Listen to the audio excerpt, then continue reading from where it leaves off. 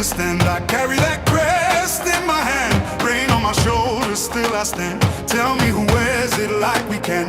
Mud on the boots, heart of gold. Those stories living in the cold. Every name that the walls still hold. I was born for this, I was told. Hear that roll in the air, feel that fire everywhere. We don't bend, we don't fold. We were cut from that blue gold. Blue till the end, blue till the end. We rise again, we rise again. Blue till the end, blue till the end. This is our name, this is our skin. When the pressure comes down hard, we don't flinch, we play our part. Every scar on the badge says more than 1,000 songs before. From the first whistle to the last, we remember where we came from fast. No throne, no crown, no borrowed fame, just a city calling out that name. Hear that roll in the air, feel that fire everywhere. We don't bend, we don't fold. We were cut from that blue gold. Blue till the end, blue till the end. We rise again, we rise again. Blue till the end, blue till the end. This is our name, this is our skin. Let the whole ground shake, let the whole world know. We don't chase a moment, we are the home. Hands up high, voice up loud. Same old pride, same crowd. Blue till the end, blue till the end. We rise again, we rise again. Blue till the end, blue till the end. This is our name, this is our skin.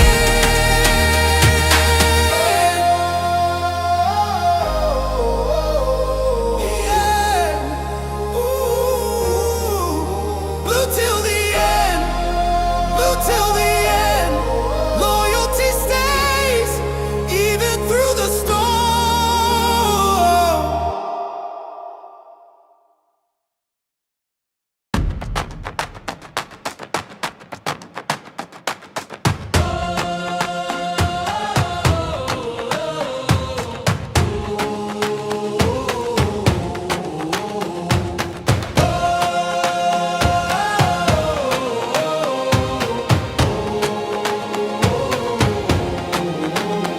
From the bridge to the stand, I carry that crest in my hand, rain on my shoulders, still I stand. Tell me who wears it like we can. Mud on the boots, heart of gold. Those stories living in the cold. Every name that the walls still hold. I was born for this, I was told. Hear that roll in the air, feel that fire everywhere. We don't bend, we don't fold. We were cut from that blue gold. Blue till the end, blue till the end.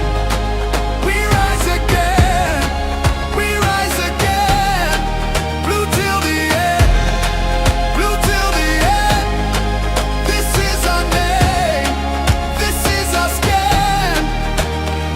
When the pressure comes down hard, we don't flinch, we play our part. Every scar on the badge says more than 1,000 songs before.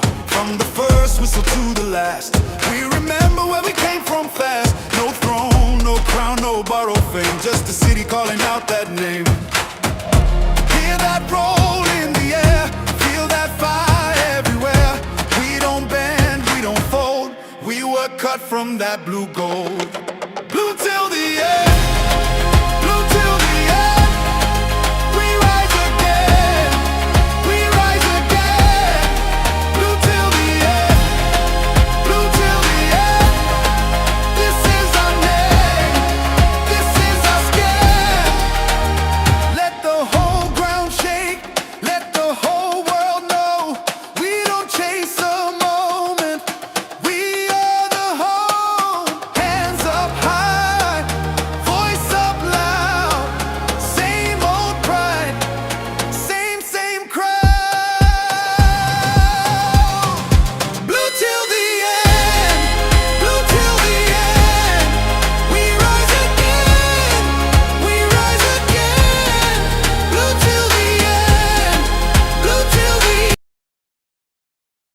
Yes, good people, big up to all of you. Welcome back to Chelsea Perspective, or welcome for another edition of the Blue Morning Show. I do hope you're all doing well. We have quite a lot lined up to talk about. Today we'll talk about Pep Chavarría being on the verge of joining Chelsea Football Club, and then we'll talk about rumors linking Porto's goalkeeper and Portuguese international Diogo Costa with a move to Chelsea Football Club, and then we'll talk about We'll talk about Pep Chavarría talked about that. And then Pedro Neto potentially joining Manchester City.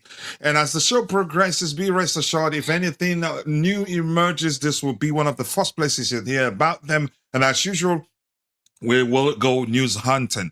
But before we continue, please take a second, drop a like on the video, and also do subscribe to the channel if you haven't. The likes do go a long way. Follow me and let's get into the show. Without wasting much of your time, I'm going to go to the presentation window to see if there's anything interesting there to talk about. And hopefully you will be lucky enough to get more panelists, one or two more panelists join me here so you can get diversified opinions and not listen to I alone waffle, okay? So let's go to our custom presentation window. The first item here, sorry, there's no picture there. Philip Jorgensen to Strasbourg update. And according to Fabrizio Romano, Philip Jorgensen is set to join RC Strasbourg. The goalkeeper is moving from Chelsea on a strict loan deal. Crucially, the report states there is no option to buy included in the agreement. It's a temporary, I can't say that word. It's a temporary move designed for playing time, with Chelsea maintaining full control over the player's long-term future. The points there, Philip Jorgensen heading to RC Strasbourg. It is a straight loan move from Chelsea. No option for a purchase. And also the next one, no option to buy included in the deal. But I'm happy to let you guys know that we have a captain of the community. Sorry, I haven't reached out. How many days? You missed 2 shows, and that's unlike you. So I didn't reach out to know how you're doing, but I believe everything is okay. I appreciate you finding the time to join the conversation. Once again, the captain of the community is on the panel with me. You know him already, Constantine Dante. I almost forgot bigging you up. Maybe if I didn't do that, you'd ask me for my ID, right? But how are you doing, my G? Yeah, big up, coach. Not bad. It's okay. Doesn't matter. You didn't reach out. It's all good. Sorry? I said it's all good. You didn't reach out. Don't worry. Oh, okay. I don't know. Why didn't I listen to this? Maybe I'll just get the transcript to see what Fabrizio has said about Nicholas Jackson, because he just released a new video. But more importantly, Dante, jokes aside, I do hope you're doing well, man. I'm okay. Yeah. I had a few things to do, so I was a little bit busy with you know what. So yeah. All good now. Priorities more, you can say more important than pro bono being on the panel, right? Yeah. Sure. All right, Dante. Philip Jorgensen headed to Strasbourg on loan. It looks like we don't want to sell him on a permanent, because he has good potential. His ceiling is high, really. He hasn't played much. That's why, I guess. So I think the plan is to send him. He's going to be the first choice goalkeeper. He'll get to play a lot. And next season he'll be moved on for a considerable sum, because if he does well then, I think he will. Then definitely then looks like it. You're thinking you're speaking as if he's probably guaranteed he'll be the starting goalkeeper, and that was why he agreed to go to that place in the first place. Because if he was itching to leave Chelsea because he wanted to be playing to ensure his place in as an international, he wouldn't go there if it's not guaranteed to be the number 1 goalkeeper, right? Correct. He's gone to number one. They need a keeper. Haven't had a keeper. They're trialing to see if they want him, but they didn't want him. New manager does like a ball-playing goalkeeper. So and he's an excellent ball-playing goalkeeper. Yeah. So it fits perfectly. We know he's a good shot-stopper. If he gets a good run of games, I think he'll do extremely well there in that league. especially the way they play as well with the new coach. He'll use him quite a lot, and will be very important. And he'll get his move next season for sure, because I don't see him coming back to Chelsea. You don't see him come, but we haven't sold him on a permanent deal. It was just on loan. Yeah, I think it's to showcase him more than anything. To start every week. That gives you and then get to sell him. Obviously, be a number one for Denmark, but also put his price up as well. So the more you play as a goalkeeper, the more expensive you are. So I just don't think there was any offers for him on the table, or if they weren't good enough. So that probably all parties decided, let's go there. You're going to play every week, and we'll see what happens when he comes back after. Yeah, it does make sense. Good luck to him. I hope again he gets his career back on track, because I think he has the potential. And Adams Hakim says, "I Chelsea complete with the signing of Pep Chavarría." We'll get to that in a bit. It looks like the deal is closed, according to David Onsen and other sources. Even some sources were reporting yesterday that he'd already been given the permission to go travel to London for the medical. Yep. Spanish sources, to be more specific, trusted sources, chances that they were always correct, but usually we don't believe what we hear until we hear from our most trusted sources, aka the big account with the biggest number of followers. Big up to you too. Massive echo when Dante is speaking. What is the problem here? Yeah, I can hear it, but I don't know. You can hear the echo too, right? I can't hear the echo. Yeah. I've never had it before, so I don't know what's going on. Can you check if it is your end, or is it the setting of this guy here? I'm not sure. No, I haven't changed absolutely enough. Sorry, it's not my end. So let me see anything about echo cancellation. Let me go in and I'll go out and come back in, but I doubt it.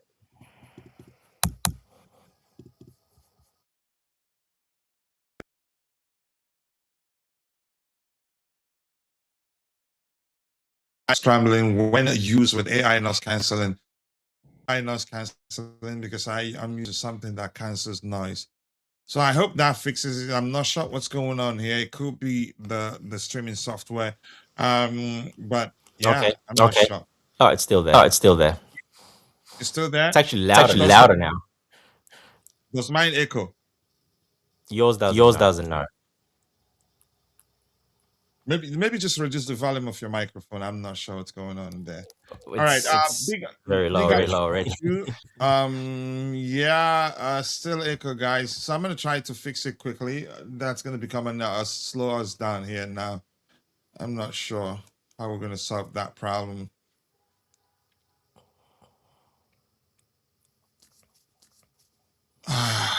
Gosh. Yeah, I want to be heard twice. There's an echo. So are you being heard twice? Is that what they're saying? Yeah, that's right. I'm not hearing that echo. So definitely the system. All right, let's see. But that's by the way. Let's see what else we have here. We keep going. Where's the presentation window? Philip Jorgensen. Good luck to him. I hope he does well. So we'll move on to the next item. We currently have 16 people following the show. If you haven't, please take a second, drop a like on the video, and also do subscribe to the channel if you haven't. You can actually go to the settings and then go sound settings and see if you see echo cancellation on your end. It's checked over here. So I'm looking. Oh, I think now I'm not sure why that is happening. Big up to you too, Wendy. Always nice to see you. It's good now. It's good now? Okay. Thank you. I'm happy that it's good. So next item, let's see. So before we actually go to the next item, you were saying that Philip Jorgensen, you don't see him coming back to Chelsea, and that's because him playing there will just guarantee the world sees how good he can be, or how good of a goalkeeper he is, and then make it easier for us to move him on a permanent, right? Yeah, exactly. It's oh no, the echo's still there. I'm not sure. It came back. I'll look for the settings, but all right, but let me read this while I wait for you. The next item. The next item here, could it be, because let me let me do this. Let me do this. I don't know whether that be the case. I'll stop sharing my screen and then go back to it again. Could it be because I'm sharing the screen I'm sound? hearing I'm not like sure. little stuff where you're typing or something. Yeah, I can hear Yeah, stuff as well. that's an effect. That's an effect. Maybe Okay. that could be the reason why it's happening. That's Yep. an Yep. effect for the No, presentation no window. echo now. Okay. So I've turned off the audio of that window. Can you say something? See if you can hear the echo again. Yep. No more echo. Good. Perfect. So which means it must have been me sharing the sound of the browser. Yep. That's what it was. I hope. Yeah. All right. Mudrix, is that where we are? Are we that far? Just with Jorgensen, yeah. Look, I think the plan is Mhm. just send him away. First team football. They need a goalkeeper. He's gonna play every week. Mhm. That manager likes a ball playing goalkeeper as well. So yeah, he'll be on show. And if he does really well, which I think he will do very well, his value will go much higher, and he'll probably get another move. But I don't see him coming back to Chelsea. No, just because if Alonso's there, probably not. If we have a new manager and he's a ball playing manager, maybe. But otherwise, no, I don't think so because Penders can do that pretty well as well. So I Yeah. think this is, yeah, I just don't think we could have sold him now. And they just, kind of helping Strasbourg at the same time. And yeah, it is what it is. But I And don't see him he's coming back. definitely a much better goalkeeper than their current goalkeeper. Yes, yes. Well, they don't really have a goalkeeper. They have a young, like Slanina went across to trial as well, and they've been looking to sign a starting goalkeeper. They haven't had one, so they've been looking. Well, now they have one, so they won't have to sign one. So, How uh, does he compare to Penders in terms of his ball playing ability? Penders better, you think? No, I no, wouldn't no, say that. Jorgensen's He's way much better. mhm. No, like I He's said, much better on the Jorgensen's ball. probably a top three ball playing goalkeeper in the world. He's that good at ball, with his feet. I mean, we all saw it. I know we made a mistake against PSG, but I mean, look at that game, for example, against some of the best pressing team in the world. Basically, they had the way that PSG played. I wouldn't blame you. I blame Rosinia. Yeah, but even so, up to the 74th minute or 78th minute, whatever it was, he was flawless. He absolutely looked like, a world-class goalkeeper with his feet, especially, dribbling, taking him left, right, step overs. They couldn't get the ball off him. So until obviously what happened, but the pressure finally got to him. But that just shows you that he's very good with his feet, and he's a very, very good shot stopper as well. That so we did the sums. I remember when he signed, he had the third best, shot stopping, one of the percentages in Europe at the time. So Hmm. look, very good. I think, like you keep saying, I think when he gets put in a bit the pressure gets to him mentally. That's because he is a young goalkeeper, 23, 20.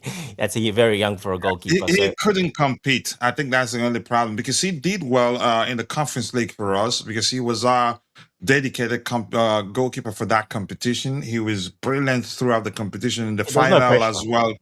Yeah. Unfortunately, he just couldn't compete. That's how I see it because he only makes high profile mistakes every time he comes in for Robert Sanchez. Just couldn't stake a claim and show the manager that, yeah, he's capable of becoming our number one, which you could argue down to the fact that he's still very young. And it's not the same for every player. There are players who are at his age that have high level confidence that irrespective of the size of the occasion, they still put on a good. They still give a good account of themselves. But big up to you too, Exactly. Wendy. Thank you for joining. Go ahead. Were you saying something? No, exactly. Yeah, he just unfortunately, he did get thrown into the biggest games. Obviously, that PSG game. So Mhm. probably wasn't the best to throw him in. But like I said, up to the 74th minute, he was one of the best players on the field, to be honest. So Yeah, yeah, look, it happened. It happened, and I think if Rosini stayed manager, I think he would have still been playing. I think Rosini liked him over Sanchez, to be honest. I don't think possibly. Sanchez Yeah. would have probably played if Rossini stayed. Because let's not forget, we were Hmm. doing very well on the Aston Villa result, and then and stuff like that before that. So he was doing very well when Rafinha took over. That's why Rafinha put him in goals because he wanted a goalkeeper that can play like that, and he showed Hmm. that he did it. At the Aston Villa and another game. There's two games before the PSG game, and then the PSG game as well. Game came, and like I said, he did very well till the end basically. So and then he got injured, so he didn't come back anyway. But it all depends on the managers, and it looked like Rosinha favored him over Sanchez. Yeah. All right. Let me catch up here. Bro, Xabi Alonso give a chance one season for who? Pendas? Pendas will be at the club. He's not going anywhere. Yeah, I think we figured out what it was the me sharing the sound because I wanted people to be hearing the sound effect when we switch topics in the browser. The echo started yesterday, so that confirms it because I was also sharing the sound yesterday, the browser sound yesterday. So, yep. Good morning to you too, Daniel Ty T. Davis says good morning to all Chelsea fans. I am from Liberia. Can you please send me the latest news? Okay, to sit back, relax, and listen. You're not gonna. I don't think you've actually missed much. We've talked about Philip Jorgensen joining Strasbourg on loan, no option for a permanent purchase. But as Dante explained, that's just making sure he has the exposure. He gets exposed to the world, and so get a chance to show how good he can be, and make it a lot easier for us to move him on. I don't think we've discussed anything else after that. Look who's here. Welcome, Daniel. And we have AT for Christ. Once again, reminds me of my sister's email address. Do we really need a goalkeeper? Diogo Costa's move could have an impact on Penda's growth. I don't want a repeat of what happened with Courtois. We don't want him having a girlfriend and settling elsewhere. Here's the thing. Here's the thing. I don't think we're looking to sign another goalkeeper. And as we've heard, that the manager's plans is to take a closer look at the goalkeepers he has within his disposal and then make that decision. But I'm going to say this. That doesn't mean if we get a good opportunity to sign a goalkeeper as good as Diogo Costa, we're not going to do it. That's what big clubs do. We will not, because of the sentiments of ensuring Pendas has a path, not sign a goalkeeper that will help us do better than our current goalkeepers. It just doesn't happen. You cannot guarantee that if we get an opportunity to sign a goalkeeper as good as Costa, that we're not going to do it.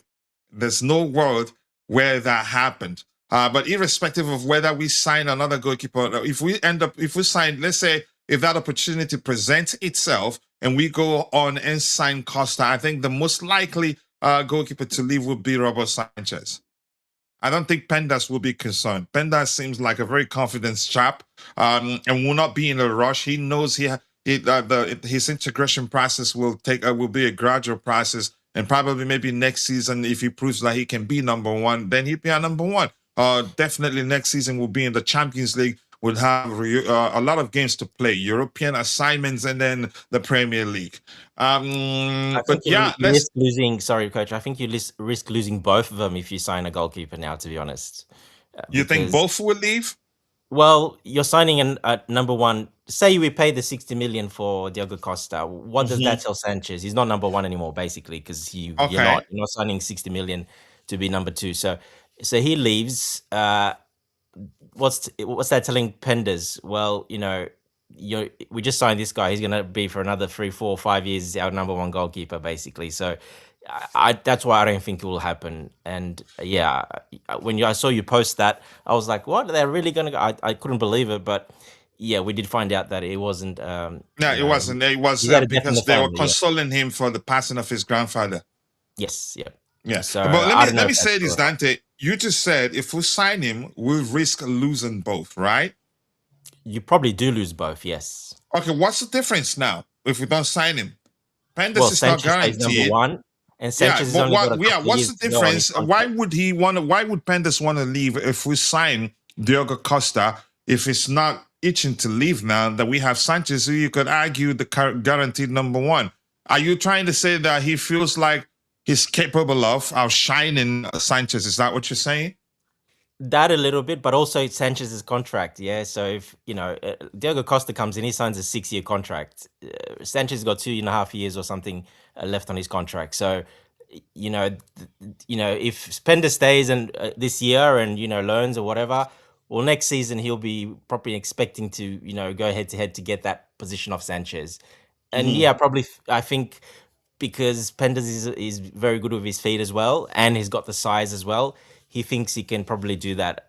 Diogo Costa is a completely different type of goalkeeper. He's 6'1". He's a short goalkeeper, plays with his feet as well. He makes saves with his feet more than with his hands. He's a very athletic and very quick, like acceleration. He comes out all the time. He doesn't stay on his line. He's one of those keepers that comes out. So different type of keeper completely. So yeah, I think Penders would probably look at it and say, okay, so Sanchez after next year, if he doesn't sign a new contract, well, then he'll be sold because, when he comes up to 2 years contracts left, well, you either sign a new contract or you'll be sold. So I think that's sort of the progression going forward that way. But if you sign number one goalkeeper now and sign him up for 5, 6 years, well, then, that's not guaranteed anymore. You kind of take a back seat in a way. And yeah, I think you probably lose both because he won't stay second next year. Penders, in my opinion, he'll go otherwise. He's too talented. He's too good. I think he'll probably go. All right. Let's see. We haven't actually gotten to the goalkeeper report. That we just somebody else had forced us to do that right now. Let's see. Give me a second here.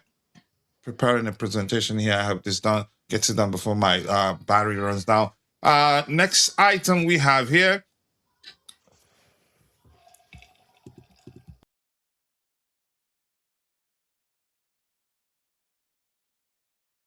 All right. Modric's reintegration process. According to BBC Sports, it's reporting that Chelsea's Mikhailo Mudryk and his representatives have entered an initial 2-week assessment period. This window is being used to evaluate how the winger adapts to life back in an elite footballing environment. The outcome of this period is expected to shape his long-term future. We should see some clarity just before the transfer window deadline on September 1st. For now, multiple sources insist that all options remain on the table regarding his next steps. I wouldn't be surprised if he ends up staying. That's a possibility. And also, there's also a chance he leaves. But I think more likely he could stay. He could stay just because I think he'd be better. The process will be better for him if he stays with players that you could say they played together before. I think that will quicken the process, in my opinion. Because we did talk about this a few days ago. Interested clubs know that. Yeah, he was suspended and hadn't played for a year plus, right? So I don't think they'd be that eager to take him on loan and guarantee he plays. So I think we'll be better off keeping him in an environment that familiar to him with his teammates, even if he doesn't play that much. Sit on the bench, train with your teammates, play cup games, and if he proves he's ready to perform at the highest level, give him opportunity. But I want to get your opinion. But it's important to also read to the point from this particular report. We developed something that helps us break it down, and it helps the viewers too. Number one, 2-week assessment period on the way for Mudryk. Evaluating Mudryk's adaptation to elite football again. Decision expected before September 1st deadline. And the last bullet there, all future options remain on the table. He could go out on loan, could stay, but Dante, let's hear you. Yeah, first of all, because I wasn't on the show when that he came back, so it's good to see him back. I'm happy he's back. We kind of always knew he will be back. And his teammates are happy. Yeah, he's a likable character, so he's a fun guy. So he gets along with everyone. So yeah, look, we knew he'll be back. We kept saying that he'll be back in that on the 2-year mark. He will be back. We've been seeing, little clues that he will, return. We're just waiting for it to happen. And we knew it will be this probably at the start of this season. And that's exactly when it happened because the dates correlate and match up. So, yeah, look, it's good to have him back. He is a very, very talented player. And I think Maresca was just starting to get the best of him. He kind of went really slow with him, took him back, coached him. He wasn't playing for a little while. Then he started integrating him, and you can see the work they did with him because those last 5 games before he left, he was really good. He was trending. He was getting better and better. and a couple of times he even played in that 10 position. So Alonso would like that because obviously we know he's probably going to use something a bit more in that sense, 2 10s more that can go wide as well and stay more central when the wing backs overlap. So I think, yeah, he could be useful, but like you said, he needs to, get back to playing with, a full team basically. He has been training professionally because he hired goalkeepers and coaches and some players to, do simulations. So he's been doing it at like a high level already. And that's why when Alonso's, he came back, he passed the fitness test with no problems. So his fitness is at the level of a professional player. That But is then not a again, it's a question. different thing. It's a different thing altogether to train with his teammates, Yeah. And that's digest like, tactical instructions and all that. But go ahead. yeah, he's a new player basically, like a new signing. So it's like a new signing coming in, doesn't know his teammates. You gotta find your feet a little bit. So he knows a few of them, but a lot of them have left as well. So there's not that many around. So yeah, look, he'll get his chance, and we'll see what happens. He could stay, like you said, just to get back to life, or he could be sent somewhere if he gets a loan. Apparently there's quite a lot of interest for him to go on loan. Just I'm not sure where. I think they'll take it really slow with him, and they'll find a solution. He'll probably go quite deep, I reckon, into the end of the sort of. He could stay. Really, I'm still saying that he could stay. The manager likes him, and we're hearing that he actually wanted to sign him for Leverkusen.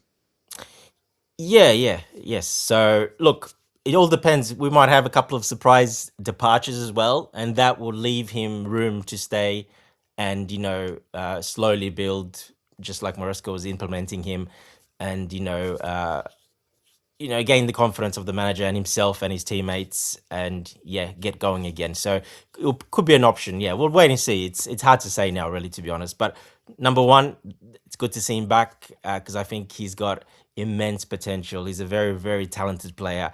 Just needs the right guidance and the right direction, a right manager, assistants to really get the best out of him and to slow him down and to make him, match up his game with the IQ and the speed that he plays the game at.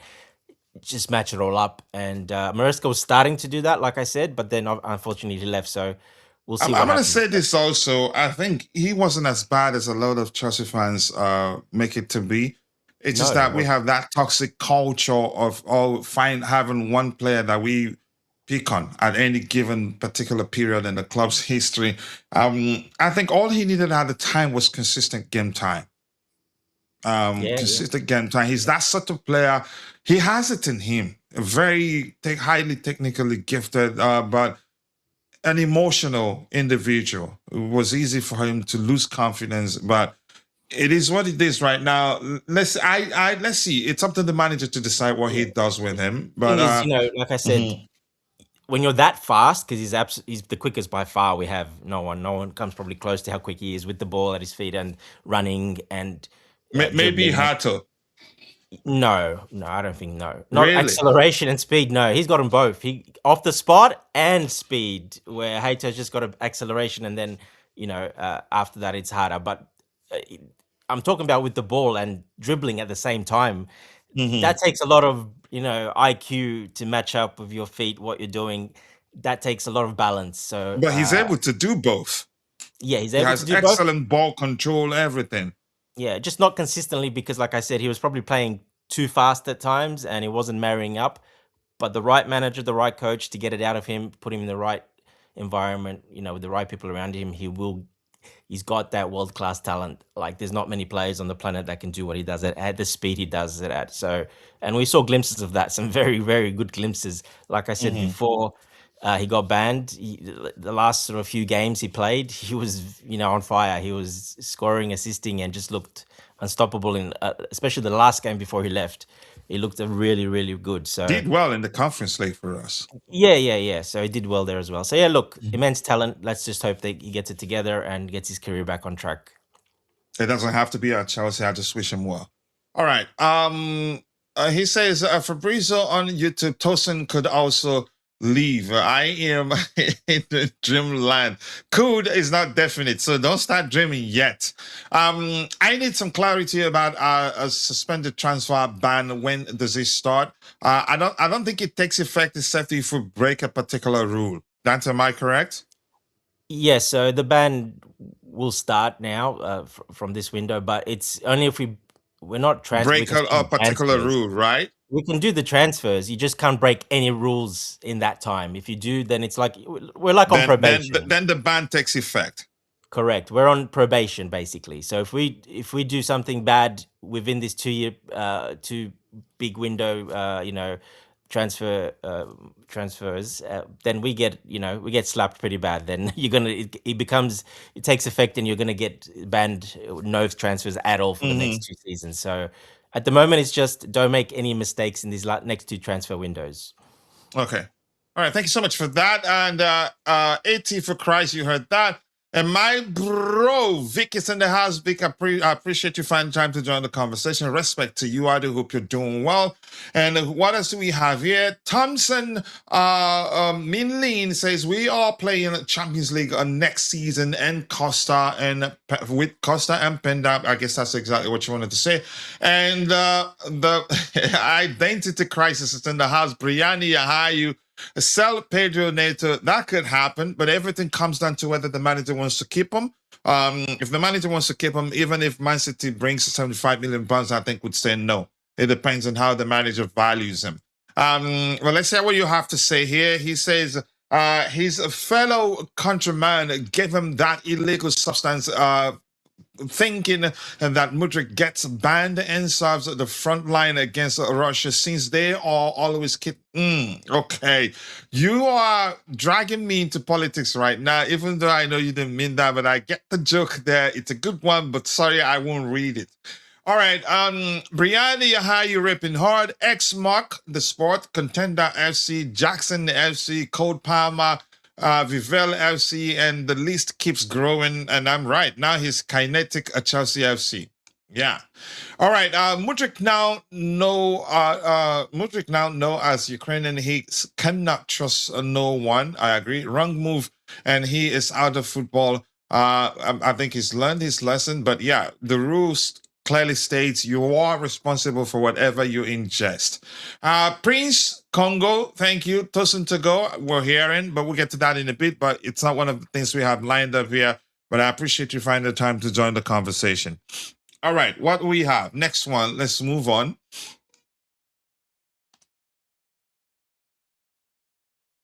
All right, Moises Caicedo on Enzo Fernandez's future. We'll read it and then we'll read the points. According to a recent report, a manager has expressed his high praise, and a strong desire to keep, our manager, to keep midfielder.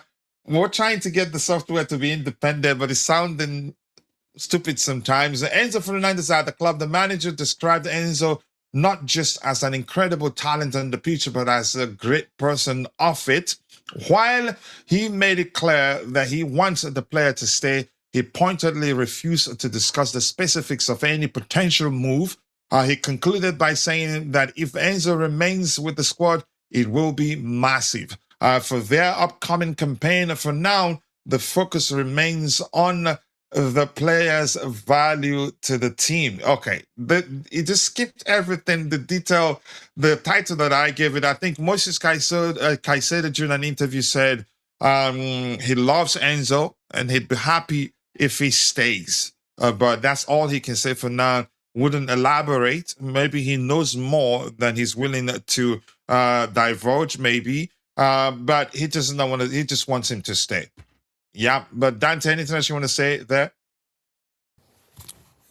No, basically, yeah, he's being, can't say too much, obviously, but he respects him. He wants him to stay. They love playing together. So, yeah, I mean, that's all he can say, really, to be honest. Not much more to say till he comes back.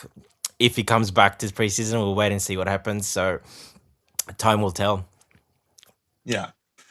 And this here, according to Kieran Gill, DM, of the Daily Mail, there has been no formal approach to open club-to-club talks as of yet. However, sources have confirmed that Tottenham currently have Nicholas Jackson under consideration. Chelsea are understood to value Jackson at £65 million. So the points are no formal club-to-club talk, irrespective of what you're hearing out there. Jackson under consideration by Tottenham. Chelsea value him at £65 million. It looks like he will eventually leave Chelsea. That's what it looks like. We're not, but let's see what happens. I wouldn't mind him staying, but it's not up to me. If he wants to leave, that's up to him. And if the manager wants to keep him, that changes everything. And he wants to stay more. If the manager wants to keep him and he wants to stay, I think he stays. But it's looking like he'd eventually leave Chelsea. But Dante, let's hear you. Yeah, look, I think he leaves. I've been saying that all along. I think he's not staying, especially with Alonso coming in and talking about team. It's all a team environment.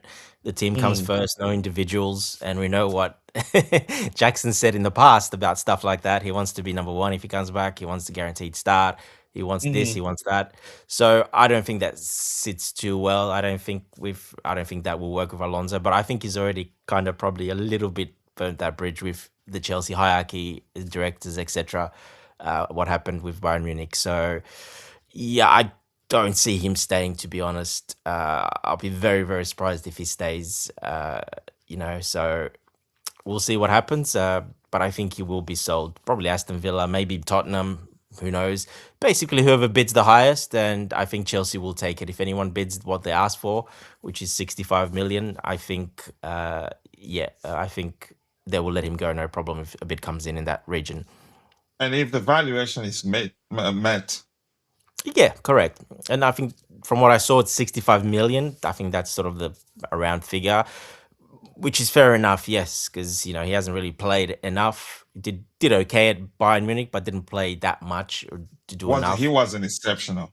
No, but look, there is clubs like Tottenham, but especially Villa, that need strikers. So that's two areas both those teams need.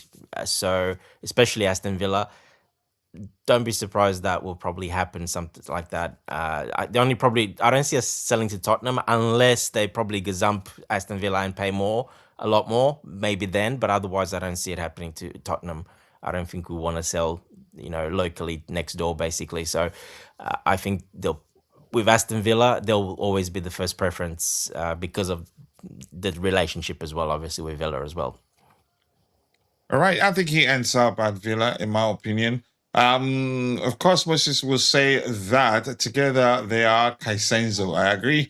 And let's see, I don't think we really need a Chavarría. I am not a fan. I've only watched a ton of highlights, nothing exciting. But if Alonso wants him, what can I say? I am sure he knows better than you do. Yeah, he knows what he wants. He's the manager. He knows how he wants to approach the game, and he knows the players that will suit the approach in question. So why question that? We've been all calling for us to have a manager or to back the manager, and we're doing that right now. And as I've said before, if we sign player A, B, C, D, it'd be because the manager wants those players in question. So why blow against the wind? And I'm happy. For me, Chavarría, I didn't know much about him until I started hearing that we are interested in signing him because the manager wants him. I did a bit of research, and he's actually called the king of duels. Yep. Excellent defender, technically gifted. Attacking wise is also excellent. So why not? Experienced too. So I'm happy. Let's see. Thomas Minlin says, Robert, I can be sold, and if Chelsea can sign Costa and Penda could be perfect pairing, both going forward. But let's see what the club does. All right, we're going to move on to the next item we have lined up here. Give me a second here. Let me prepare the presentation window once again to be ready. We go there. We are switching to the next item after the Nicholas Jackson topic. All right. All right, Emera's Chelsea role. According to Simon Johnson of The Athletic, Emmanuel Emera is not yet assured of his role at Chelsea. While the young forward has been linked with the club, He's already at the club. Okay, the report suggests his long-term position is in the squad remains uncertain at this stage. Nothing is set in stone as Chelsea continue to evaluate their options. We will keep you updated as the story develops. Okay, I think I should read this. Whatever I add to the machine and not say it is final. Our future role at Chelsea is not yet guaranteed. Status remains uncertain. Yeah, and he's still out with an injury, hamstring injury. Ongoing evaluation of his potential fit. That's a key factor there. But yeah, Vic here says Villa has a huge 17-year-old striker called Brian Maggio. He's like Lukaku. Then they have Watkins and Tammy Abraham. I thought Watkins was on the verge of joining United. I don't think Jackson improves them. Really? But Jay, Dante, let's hear you. Emmanuel Emera, do you think he stays? Do you think he goes? I think we just haven't made up our mind yet on what to do with him. Had it not been for the injury, I think by now we'll be certain on what to do with him. Yeah, look, Alonso had a little bit of a look at him. He's one of those that came back a little bit earlier, and I think for a week he saw a little bit of him. So probably not enough, because usually that first week it's just fitness stuff. Pretty much, they're not going to really do too much, technical, or it would have been just a lot of fitness and just taking it easy to start off with, etc. So, and then obviously it happens. So he hasn't really had a proper look at him. So that's what they're pretty much saying. Hopefully he'll be back. I think he might have a chance to be back for the last couple of preseason games. So if he does, then they'll obviously analyze him then a bit more. This gives a bit of a chance players that are there, like the lap, etc. If they can make it work, look really good, well, you never know. So but yeah, I still do expect him to stay, because just the profile he is, I think he'll suit Alonso very well. What he likes, he likes it, that type of striker, tall striker as well. That's good in the air. So I think good on the ball too. Yeah, he's good all round, really. But for his size, 6'5", nearly 6'6", he's very tall. So he's very good in the air. So he can get in position well. So yeah, look, I think he stays, but you never know. You just you got to be available for the manager to see you. And if he hasn't been that, well, there could be a little risk of him. But I still do expect him to stay. I don't see really Delap taking his spot, or maybe even Saptev. I don't see them taking his spot, to be honest. Saptev's a bit too young, I think, and he needs a bit more playing time. He still might stay, Saptev, but Emega... I mean, we can only speculate. Yeah, we're only speculating. So, but yeah, I think, he'll get his chance. I think he's due, like I said, to come back. So he will see him a bit more in a couple of those more... probably when you're playing against sort of a bit better teams, more fitter, and at the end of preseason, basically I think who we're playing then, I can't remember those last two games we're playing back in England. So he'll probably have a look at him then. The AC Milan game, is it slated for England or where? No, I think they're both in Asia. After that, we've got a couple of games back in England as well. So apparently he should be ready for that, because he's getting ready for that to come back for those. So we'll wait and see. I just don't think Alonso had a good enough look at him because of that first week at training.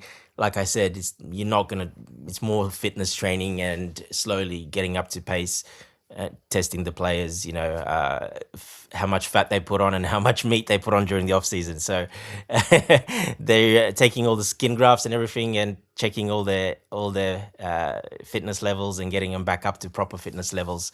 Firstly, that first week, so there wasn't much football, to be honest. Yeah. All right. Thank you so much for that. Let's see, what else do we have here? A lot from more people. We've read that one. Okay, they are in Indonesia. Okay, thank you so much for that information, bro. I appreciate that. So Emera, let's see what we do what we do with them. I'd like him to stay if Jackson is leaving. Honestly.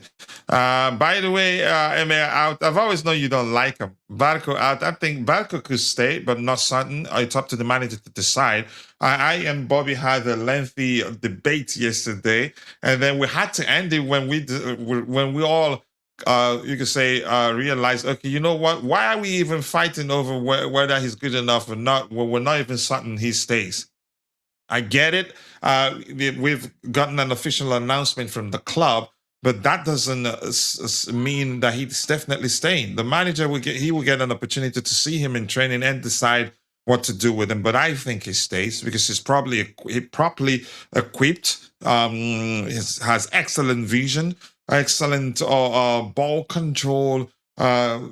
He can be aggressive. He times his tackles very, very well. He's not the biggest, but I think you underrate him at your own peril because he has a vision to do damage, can beat the press effectively. In that aspect, is more like Enzo Fernandez. Sometimes doesn't even need a first touch to beat the press. But that's by the way. We'll move on to the next item.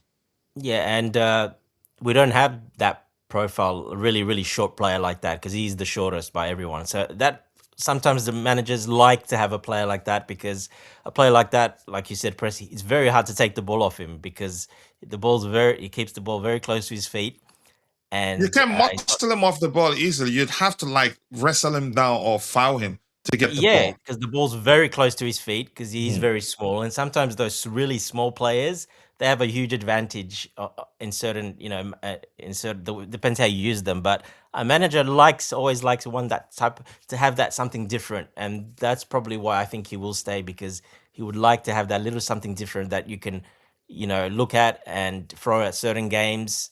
And yeah, he's proven it. He's a Argentina international, and it's not that easy to get into that Argentina team, to be honest. Oh no, they have numbers. You know that everywhere in the world. But that's by the way, keep dropping the likes on the stream, people. The likes do go a long way. We haven't forgotten. I told my best to remind me. We will still do the giveaway to appreciate you all for 30K subscribers, where you get a chance to win a custom Chelsea kit or you get the cash equivalent. We haven't forgotten. We're still waiting for a lot of the OGs in the house to know that we've started streaming consistently and be part of it, get a chance to win too. And very soon, hopefully, we will restart the monthly giveaway to our members who are students, $50, where we do every month at a time. But keep dropping the likes on the stream, people. The likes do go a long way. Hello to you too. Sam Kello, Chris Mike, Mike Z, is that how you pronounce that? But thank you for joining the conversation, more importantly. What else do we have here? Okay, thank you for responding. Glad to hear that you're doing well. So we'll move on to the next item. Liam Delap's Chelsea future. I'm going to say this again. As much as I'm not saying he's a bad player, I'm not going to defend him. I think he'd be better off leaving for his own good, in my opinion. And this reads, according to Simon Johnson, Liam Delap is among the players most likely to leave Chelsea. The forward only joined the club for £30 million last summer, an opportunistic signing, in my opinion, even though I'd still say we signed him because Maresca agreed that he'd be able to work with him because he had worked with him at the City Academy. Correct me if I'm wrong, Dante. Yes. But it appears his time at Stamford Bridge could be short-lived. Johnson reports Chelsea are now looking for transfer fee in excess of that 13 million. We got to make some profit there. He's a Club World Cup winner. You understand? 30 million pounds figure to let him go. We will keep an eye on any formal bids as the window progresses. And be rest assured, this will be one of the first places to hear about it if anything new emerges with regards to Liam Delap's future. And the points are, Chelsea willing to sell Liam Delap, joined Chelsea for £30 million, but we're looking for something a little more than that so that we make some profits. Club seeking fee in excess of original price. Yeah, that's the last point there. But Dante, go ahead if you want to add to that.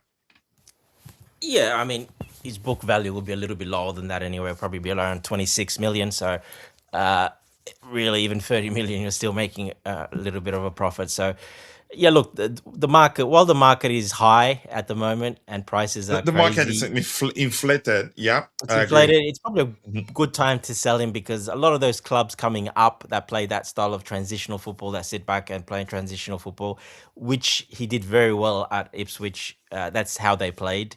And I knew he'll take a while to get used to it, just like Pedro Neto when he came. and I knew he will take a while to get used to it as well because it's different when you come up against low blocks, etc. Most of the weeks, they're not that used to that. They're used to playing in space, running at defenders, and having one-on-ones. Well, that you got two, three players to come up against. It's not that easy. It's not the same. So I knew he'll take a while. Obviously, the injury didn't help. He was out a couple of times as well. But he got a good run at it till the end of the season for the last sort of 10 games, and he didn't look too good. Now, is that, like I said, because he's gotten worse. You can't even defend him, even though you understand he's a good footballer, but something isn't quite right. Why defend him and put yourself on the spotlight?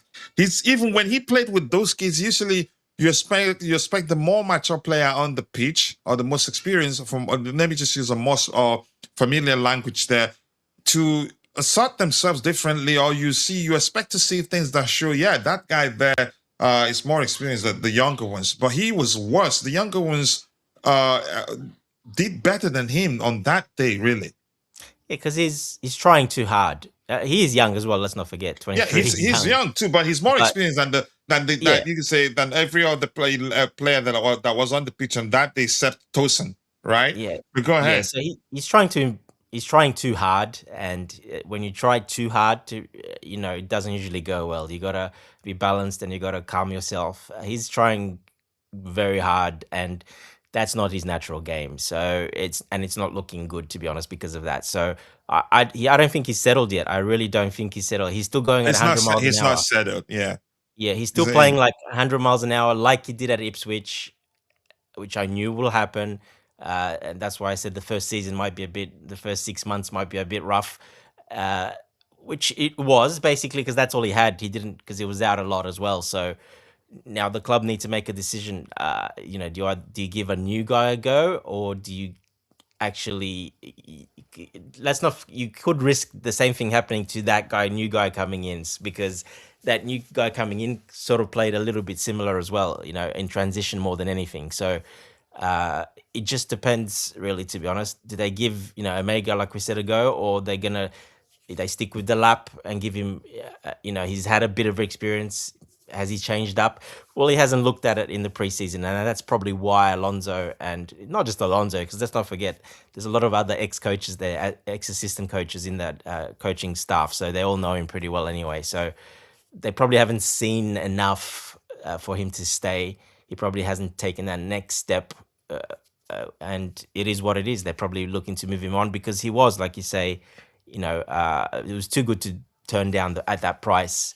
We needed another sort of backup striker, and that was, for that price, pretty hard to turn down English as well. So, look, he could still be a very good striker going forward.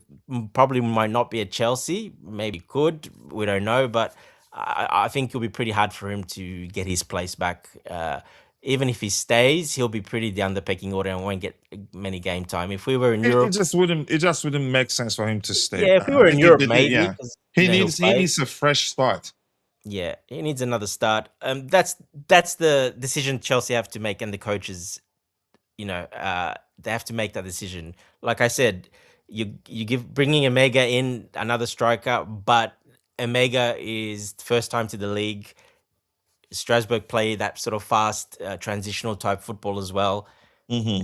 Is Omega going to take all that next 6 months to get used to it as well? So that's the risk you got to take, and they have to make a decision on that, which one of those to keep, basically. So we'll see what happens. Yeah, more likes, people, more likes. Keep dropping the likes on the stream, people, and also do subscribe to the channel if you haven't. We have 27 likes, but we should be doing a lot better, because we do have coach Welbeck changes the dynamics quite a lot with Welbeck. It does, yeah. So I think that's probably those two are basically going to vie for that third striking position to start off with, because it will be João Pedro, Welbeck will be second, and those two will third, and then obviously during the season they can become second, as it just depends how Welbeck goes as well. So, but yeah, the Welbeck signing changes the dynamics and puts more pressure on those other two players. So we'll see which Chelsea decide to keep. We have to wait and see. All right, thank you for that. AT, for Christ says that Liam Delap took a huge step up to Chelsea. Both him and Chelsea saw the deal as an opportunity. Yep, he was just an opportunistic signing. He should have gone to a mid-table club first before moving to a club as big as Chelsea. I agree with you. Vic says, I like Delap's arrogance, but he uses it in the wrong way most of the time, all the time, in my opinion. Alonso is cooking something delicious, and I can't wait to get some. Honestly, that's me. All right, let's see. Big up to you too. Temidayo Lumarekami Okugbadu, my brother. Always nice to see you. Temidayo says, big up Kuchila, Dante, Bobby, and everyone in the comment section. I appreciate you finding the time to join the conversation. I do hope you are doing well. If Sanchez is our number one next season, I wouldn't bother. Keep the blue flag flying high. Let's see what happens. Chances are he'd remain the number one. But that's all I can say for now. I don't want to start a debate with you. Dante, were you just saying hello to Temi? Yeah, I just said hello to Tem. That's all. Yes, okay. Tem, I like that. Tem. But if I put an S there, then I'll be calling him the name of a female music artist from Nigeria, Thames. Thames, yeah. No, so, but Tem, maybe. Tem. Let me just stick with Tem. Yeah. All right. Let's see. What else do we have here? Next item, Liam Delap. The point is Chelsea willing to sell Liam Delap. He joined Chelsea for £13 million and club seeking fee in excess of a regional price. All right. Pep Chavarría to Chelsea. Okay, why do I have a period there? Okay, but he reads, David Austin is reporting that Chelsea are on the verge of an agreement with Rayo Vallecano to sign Pep Chavarría. The 26-year-old left back is expected to be granted permission to undergo medical shortly. Personal terms with the player are already in place as the club finalized the deal. We will keep you updated as this move nears completion. The point is, agreement closed with Rayo Vallecano to get the deal across the line. Personal terms already agreed, I think weeks ago, or up to 3 weeks right now. Medical expected shortly for the left back. Here's the thing, Dante. I think chances are those accounts that reported yesterday or the day before, chances are they've always been accurate, correct. It's just that they're not big enough that people will just go with whatever they've said a few days ago and are only waiting for the two biggest accounts on X in Fabrizio Romano and David Austin to report the same thing. Because there are some Spanish sources that reported 2 days ago, actually, that he's already in England. Yesterday, they reported that he was already in England for his medical, and 2 days ago, they're reporting that Chelsea are on the verge of agreeing a deal with them. So, but you get it. But it looks like we got our man, and he's called the king of duels, right? Because defensively, he's excellent. And I'd say he has that sort of Cucurella's shithousery, but he's more technically gifted than Cucurella. But go ahead. Yeah, and if you remember a few shows back, I said that the president of Vallecano, he'll be coming to London. He's due to London to come with Egbali to meet up, dinner, and discuss the deal. So that's obviously happened, and now the player maybe came as well. I'm not sure, but that was reported, and he was seen coming and coming to meet with Egbali. So they had an agreement. What's interesting, I just saw before that the price is interesting, and that's a mistake. There, he's not 26; he's actually 28, not 26-year-old. So I'm not sure why. Did Ornstein write that? Or no, it was me. So listen, I would just copy the link. Sometimes the report, put it in the software. It's still fresh. But we're seeing the mistakes it's making right now. So that's not accurate, and that's from the AI that's right. Okay. In the engine. Yeah. Go ahead. Yeah. So yeah, I've seen a price Simon Phillips just put out before, £16 million. So where does this price come from now? It's interesting. So this was the original price at the was it reported that his original sort of buyout clause was around that 16 to 17 million pounds, 20 million, 21 Mhm. million euros. It looks like from what he's saying there that I haven't seen Ornstein do it or Fab, but it looks Simon Philip put it up 16.1 million pounds. So it looks like the presidents definitely got together, the owners, and they really had some sort of agreement. Who knows what other business stuff was, done as well. But it looks like if that's, I'm not sure if that's accurate, but Simon Phillips put it up. Uh, yeah, look, 16 million. That's a good price. It's not, what they were hoping for, 26 million or 40 million euros. Mhm. So again, it's all over the place. Again, this deal, it's weird. Like nothing seems to be making sense. The only thing that it is making sense that they came together, they made a deal. It's going to happen. It's going forward. We're getting the player. That's all we know for now. But the rest, what happened in between, it's a very long story, and we're not quite sure exactly what happened all the in between these last 4 weeks, basically. So I suspect it's the player pushing a lot, and I suspect Iqbali inviting the president over, to come to London for them to discuss.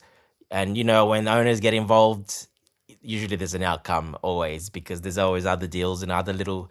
Oh, there's plenty of other business that can be done as well and be talked about and connections and etc. So when an owner gets involved like that, it always gets done. So I knew once he's coming, pretty confident that that definitely will be done then because he's not going to waste his time coming to London this time of the season. So yeah, looks like that's what happened. They shook hands and looks like, yeah, if that's the price, 16 million pounds, I think that's a fair price for them. It's a very good price. The biggest sale was 7 million ever, so that really gazumps their previous record. But it's a good price. We're paying more because we're Chelsea. We're a big club. You're always going to pay more to clubs like Mhm. this. It's just how things work. But it's good we haven't paid 40 million pounds, 40 million euros, which is good. 16 million, I think that's pretty acceptable for both parties. They tried to bamboozle us into paying more, but we refused. Yeah, and Iqbali got involved, and it looks And like you could argue also more important than the player, he's made up his mind to join us. I think that makes it a bit difficult for them to get the yeah, price they want. like I said, a player like this to move to a big club like this and a big manager like this wanting him, like I mean, you can imagine the guy, he's 28. He's got another 45 years maybe because the way he plays, he's pretty full on the way he plays. So he's not going to have a much longer, he's not going to go to late in his 30s. So probably, 34, probably that's his max sort of age. A player like that to get a big move like this and a manager, one of the best managers coming to get you, you can, he hasn't played for a big club. He'll give everything for the shirt and for that manager. He would have definitely, tried to push as much as he can. And he definitely had a say in it as well because, yeah. And like I said as well, if this doesn't happen, Rayo Vallecano will be in big trouble, not just by Pep, but other players that play for them. And Mhm. just going forward, it wouldn't be good for them if they don't do this deal because that would completely upset every single player in that dressing room. Because I can guarantee you, every player in the dressing room will be extremely happy for, Pep to go to Chelsea because that gives them a little chance as well. It shows them, okay, if he can do it, we can do it as well. So if they denied him that, he would have been big trouble, I think. And I think, hopefully the right decision was made in the end. All right. Thank you so much for that. Samkelo Chris McKee says, I would like to see us going for a goalkeeper, Diogo Costa. Let's see what happens. But let's see. What else do we have here? I hope Sanchez will be replaced by Costa. We wait and see. And Vic says, why is everyone more technically gifted than Cuckoo? Pep is stronger, pacey, but not more technically gifted than Cucurella. Really? I don't think you've watched enough, Vic. He's definitely more I technically think gifted. he's more technically gifted than Cucurella. if Maybe you you see need to the see more. Yeah. yeah, if you see the Even spins and the Hato. turns Yeah. and what he does with the ball, Cucurella That's cannot a do that. dribbler. Cucurella, how many times do you see him do you see him pull off a dribble? Cucurella can't dribble at pace like Pep Chavarría does. Yeah. First of So, all, at so speed, yeah, he like can't do it. listen, he's definitely more technically, even Hato more technically gifted than Cuckoo. Cuckoo is just unique in the manner he applies himself on the pitch. That erratic but effective approach. He has that knack of to unsettle. He's able to unsettle even the best players in the world, given the way that is the way that unique manner, that erratic but effective approach of his. That's what makes him unique. He's an Aggressive, yeah. excellent defender, can put good crosses on into the box when the opportunity comes, can also score and shoot. But honestly, Chavarria more technically gifted. Yeah, a lot more. Yeah, I A would lot say more, yeah.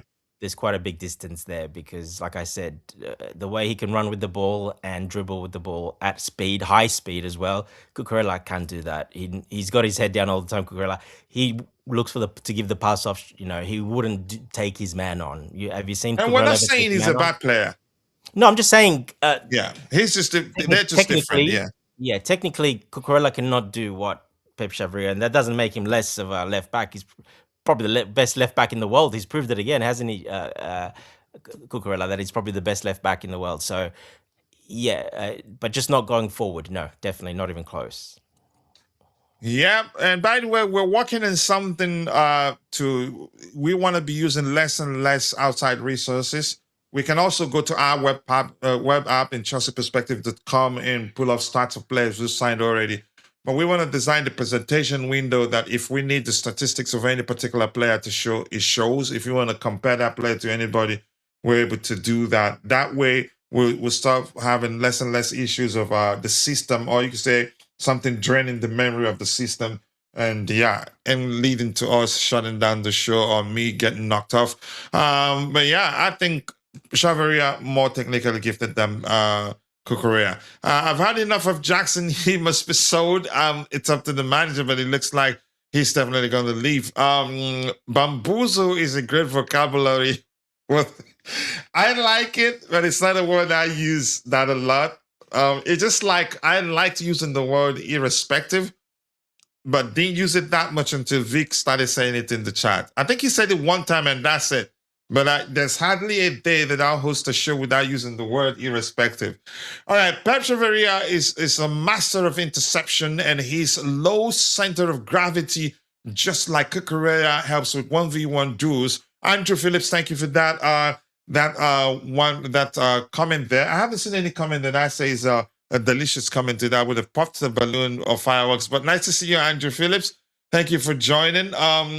More likes. Keep dropping the likes on the stream, people. The likes do go a long way. We have 54 people following the show. We're still stuck on 35 likes. I think we should be doing a lot better than that. I give you Hato, but we wait for Chavarría. Chavarría for me, Hato, yeah, more technically gifted than Cuckoo. I don't even need mirror to see, and I don't need to see stats to see that. But we're not saying Cucurella is a bad player, one of the best in the world, really. So next item here, let's go. Yeah, I would say Pep Chavarría is even more technically gifted than actually Hato as well. Is he really? Yes, because Hato cannot do that at speed. He can do it when the play slows down on the ball, but not really at speed. He can't do it. So, how many times have you seen Hato dribble past players, one or two players? Very rarely. Now, Chavarría does that in, game out, 5, 6, 7, 8 times a game. So it's a big difference because he does play. He's a specialist left wing back, so he's a wing back. So you got to have that in your game. You got to have the offensive game and the defensive game, and that's why there's not that many wing backs around that can do it. And you got to have the actual physical attributes to run a lot up and down. It's a very hard position. Basically, it's a specialist position in modern football. So not too many can do it. Going both ways and at speed, and to have the aerobic, the fitness to do it as well, and to be strong and to be, good all round. Even in the air, he's short. He's 5'9", but you'll see him jump. He's got a massive leap as well, Chavarría. He's got those strong legs. He goes for anything in the air. He's not scared of nothing either. He just jumps at everything. And even if he bumps the player off, but at least he tried to get to the ball, and just shows you, his commitment and his desire. So, yeah, he's got that. He's got, it's something in him that makes He's him very, very, just very go. aggressive. Yeah, he's one of those players that just goes at 110% every single time, every single game. And I think Alonso saw that and said, yes, I want that. Like I said, there's not too many specialist wing backs around the world. There's not that many anymore. It's not an easy position. It's very demanding. So, yeah, I think, it's a good I think call. it'd be accurate to say he's just the perfect replacement for Cucurella, given how aggressive he can be and that shithousery he has in him. Especially Right? because if you watch games against Barcelona, he shut down Yamal, he shut down all these players doing that. Yes, I think he looks at Cucurella a lot. I think the way he plays, he just gives everything and goes hard. He's aggressive. He leaves a bit of a foot in.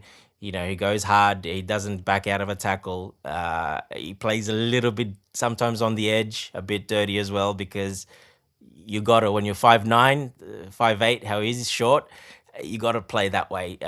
So yeah, but it's been effective. Yeah, so we'll see how he goes at a really big club, because that's probably the only big thing. But I don't see any worries, because he just has all the tools. If he plays left wing back, no problems. Any other position, yeah, but he's a special left wing back, and I don't think we'll see him anywhere else but there, to be honest. All right, let's see. Vic says he'll remind me. Please,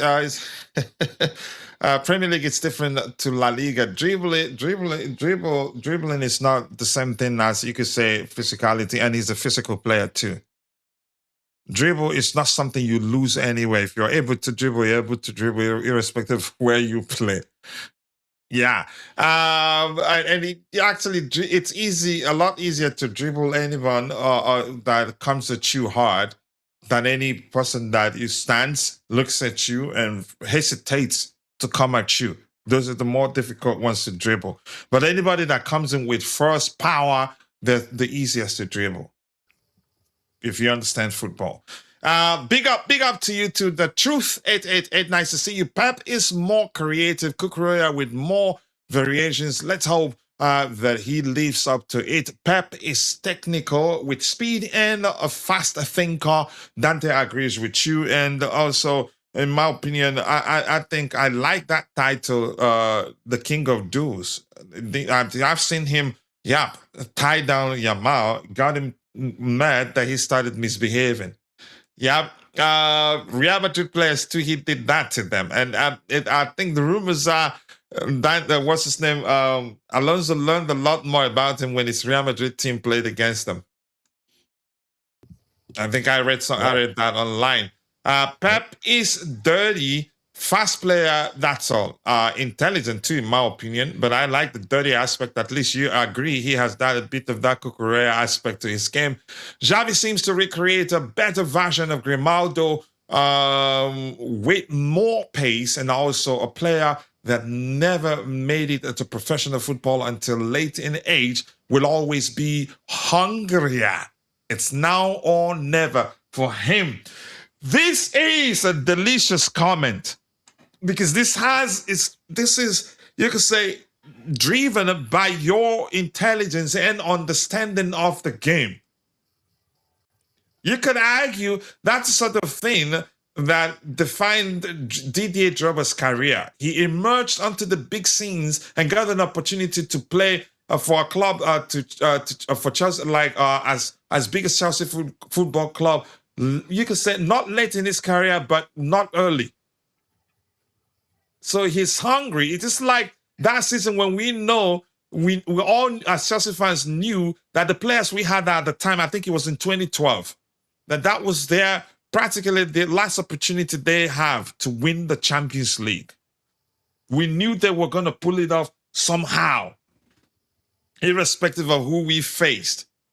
But I like this, and it deserves firework. This is the delicious comment of the day. Really. Well said, the truth. I mean, that's definitely the truth. Yep. The truth, speaking the truth. That is the delicious comment of the day. It reflects intelligence, understanding of the game, and understanding of how what can drive one's motivation. He has the chance, which you could argue one of the reasons why he's told them he's going to Chelsea. Tosin, we're hearing, could leave.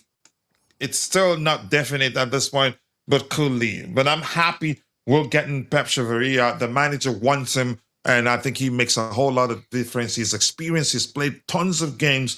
He is aggressive, which usually tells you that the player won't struggle that much to cope with the Premier League's you could say not hectic, you could say aggressive aspect of the game and everything, and pace, more importantly. But I'm happy to let you know we have our senior panelists on here with us right now, so you get more diversified opinion and not just listen to dual opinions, but now more. 3 people on the panel. Bobby, big up and thank you for finding the time to join us on the panel. How are you doing? Yeah, big up, guys. I was Big up to you listening too. Hey, Bobby. to your very enthusiastic take on Chavarría. Yeah, it's interesting. Look, if he comes to Chelsea, I'll be the first to wish and hope he does well. Yeah. I've made my reservations clear. I heard Dante saying that he jumps for the ball and that, which is all great, but it's one thing jumping for the ball, is another thing actually getting the ball that you jump for. But I digress. Let's see. I don't. I'm going to see these guys soon. I'll definitely go and watch their first The game at the preseason Bridge. games at the stadium. Yeah, that's where I always run the rule and get a feel for the kind of players they are. So let's see. Let's see. Mhm. I hope we're going to talk about this Neto stuff. I'm not too sure Yeah, we about will. that. That's the next item. We will. I think that's a bit. I don't know if it's going to even happen. But getting rid of someone like Neto is not a good idea. He has experience. I know he can be frustrating sometimes, but he can also be very. We lost him. I think he's. Yeah, go ahead. You were saying he can also be very, because you were out and in, Bobby. All right, I was saying, he can be frustrating, but he can also be very good. And many a time last season, he proved himself to be more or less the only winger we have. So you don't drop that sort of experience and effectiveness to the team. But let's see. I mean, there's a lot of rumors going on at the moment. Some people All are right. still beating the drum on so many things that I've sort of shut my ears to it. All right, Houston, let's transition smoothly into it, because that's the next item we have lined up here. Houston, Bobby, something I'm going to say quickly, not an accusation, and I know you don't take anything personally. You know, it's all love, and we're having a good conversation here. Something I want to say quickly, Bobby. I think you lose the term. What's the term? How did you phrase it again? Let go? Is it let go? What's the word I'm looking for? Why did I not write that down? Got a lot going on in my head. Well, how did Bobby phrase it again? Getting rid of. Bobby, Yeah. something I'm going to say is this quickly before I even read the comment. I think you use that word loosely. It's more like every time you use it, actually, it does sound to me as if you're accusing the club of just pushing players away. If Neto leaves, it'd be because he wants to leave. It'd be because he probably, if he tells the club, yeah, I'm open to joining, I want to join City, then they will let him go. I think we want to keep him. I think we want to keep him. That's my opinion, and I agree with you. I think Chelsea fans don't respect him. They underrate him a lot. I think it was you and I and Dante. It was 3 against 1 on that day. Jay was on the panel, and I think Jay will be celebrating the news that he could be joining Manchester City. I know Tobeho too. We mentioned his output. A lot of people aren't paying attention to what his numbers say. He was actually one of our best players last season, the season before also. But he's that sort of player because he's not the flashiest of players. Usually people don't rate him. And he was good until he had those games where he seemed, you could say, disinterested for one reason or the other, and was finding it difficult beating his man. They haven't let that go ever since. Every time he makes a simple, you can say, tries to beat his man and ends up not succeeding in doing that, they'll pick that and run with him, and don't care what the stories that his number, That what was his under number Rosinier, yeah, when he played yeah, wing what back his mostly. numbers tell us. And at the time, there were issues at the club. You could say the players were downcast, in my opinion. But I think we disrespect him a lot. We don't value him. We don't appreciate him. We underrate him. If he knows that, which I think he does know that the fans don't appreciate him that much. If he wants to leave, honestly, I wouldn't complain. But I think we're letting a very, very good player go. Could be a serious tool for Xavi Alonso, but we don't know yet. I will still read this particular report. Let me just catch up with what we have in the chat here. We don't Just know sit what's back. happening, and Yeah, we don't know there yet. are Yeah. some fans that just want to get rid of everybody, and they don't Hmm. think of what is the replacement. They just get excited that, oh, get rid of, get rid of, get rid of. Hmm. But what happens when you do? You don't replace that sort of quality and effectiveness easily. Yeah. And the dreams, Arsenal fans, their dream could well be a sign of fever, as Nigerians would say. But let's see. But thank you for joining. Anything else here to read? One more thing from the Truth 888. Pedro Neto is a good player, but he does not see moves or two steps ahead. He seems to lack that predatory instinct because he cannot shoot. But I think that is what limits him as a player. He's not perfect. I'm just going to leave it at, if the manager wants him to stay, I'm open to it because I like him. He's a productive player on his stay. But that's, by the way, coming back to the panel, I'm going to read what we have on the screen. We have the presentation screen set up there. Pedro Neto to Manchester City with question mark there, and that's because what we've heard, everything we're seeing right now, just from the perspective of Manchester City. Nothing has said that we're open to selling him. According to Fabrizio Romano, Manchester City have made direct contact with Pedro Neto's representatives. Talks have officially started regarding a possible move for the Wolves, former Wolves winger. This is wrong. This summer, while discussions are in the early stages, City are exploring the conditions of a deal to bring this. This goes with the old report, but here's what's going on here. What's going on here is that City are interested. They are talking with his camp, but nothing yet with Chelsea. I need to fix that quickly because, yeah, it's misleading, really. The AI is trying to prove that he knows everything, but it's going with an old news. But that's, by the way, Dante. The accurate report is that they are in contact with his camp. And Fabrizio did say that the deal happening depends on Chelsea's valuation. And our valuation could be aware of also saying we don't want to sell him. But let's hear you, Dante. Yeah, look, I've kind of been expecting this for a while. He was one of those players I said that when we did our list a while back, when Alonso took over, and we said, who could be, not really feature going forward that much.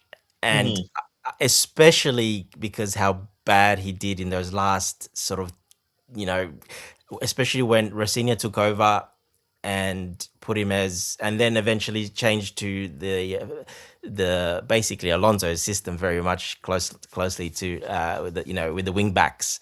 He put him as a left wing back. Well, he had like 5-6 games in a row where he did absolutely nothing in those games, and that's when the fans saw that he's basically useless. He's not doing well. He can't take his man on. That's because he was playing in a very new position that he's never played before, and he was, pretty gassed. He was running a lot, and by the time he got to that final stage, he just, especially from the left, he's never been good on the left anyway because he favors right foot crossing. That's his strong to go to, and his dribble moves are all from the right, cutting in. So on the left, you're not cutting in, you're going left, you're going right wide. So he really struggled, and I especially when Alonso came in, I said him, he's a touchline type of winger that runs up and down, that very much like Garnacho in a way. These types of guys, they don't enjoy playing football like that. He wouldn't enjoy playing in Alonso's system too much. If Alonso goes 100% in that system and goes ahead with that, I think he's probably seen that and he's like, where do I fit in? It's either a 10 or a wing back. And most likely we won't be playing the 10. He'll probably be playing as a wing back. And he was really bad at it with Racine. Now, different coach, but exactly the same sort of system. So, yeah, I think he'll be in trouble and looks like, yeah, he might be. And Maresca appreciates that type of guy. Now, you can imagine, like Bobby said, imagine putting Pedro Neto there. A lot of the stat people don't look at. I brought it up when everyone was arguing to put Estevao to start him over. I was the only one saying, well, no, we can't I was start one him. of those at the time saying he should Estevao should actually start over him. Yep. Yeah. And I said, that was way. before I started paying attention to his overall output, realizing he was. Yeah, go ahead. Yeah, that's a stat people don't really look at. They just look at goals and assists. But there is another kind of stat that contributions for goals and assists. Who gets in position and starts those plays and links it up. Well, he was way ahead. I think he was like 21 contributions to the next one was like 12 or 14, João Pedro. So this was the first 6 months of the season when we were like second, basically, just before Maresca started doing crazy things. So he was by far our most important player, actually, in that time. But like you say, a lot of fans don't see it because it's either goals or assists. He's not the fanciest of players on the pitch. It just has not a lot of people paid attention to how instrumental he was to us beating PSG 3-0. Oh yeah, all PSG, Barcelona, all the big teams. So that was the day I started appreciating his selflessness more than I did, because he was very selfless on that day. You can argue didn't even operate as an attacking player. Every time we talk about Pedro Neto, I mentioned that game against PSG. He had a job to do. He was given a task. Exactly. He was basically a second left back on the day. Yep, he got a shutdown. I think on one occasion that I remember, because I just don't want to gaslight people or just pull information from my wazoo and throw it at people. There was one occasion he tracked Hakimi back, and Hakimi followed him behind, but he was quicker and was able to knock down the ball for Robert Sanchez. And had he not been the fact that he was tracking Hakimi as effectively as he did on the day, we would have conceded first. And had that happened, I don't think we would have been able to come back and win that game like we did on that day. But go ahead, what you were saying. Maresca did that multiple times in multiple important games, and he did his job every single time. He's like, Neto is like a manager's type of dream, especially like that as a wide winger, like a touchline winger. He's a manager's dream because he's at work ethic and can do those jobs as well extremely well. Selflessness. Yeah, selflessness. Yeah, I'm not surprised. He might not like it, but he does it wholeheartedly. Because that PSG game, I still respect him, and I will never forget how instrumental he was on that day. Now, imagine him on the right doing that for Man City and crossing to Haaland, because he's going to get a lot of assists. And I think Maresca has seen that. They don't have a player that can do that there. Savinho is going to be moved on. He's not that type. He's more of a flashy, dribbling, etc. Well, Neto is a perfect fit for Man City. And I think Maresca's seen that, identified that. And for the striker they have, etc., like that is like perfect link up play. So I'm not surprised with the link that he wants him there.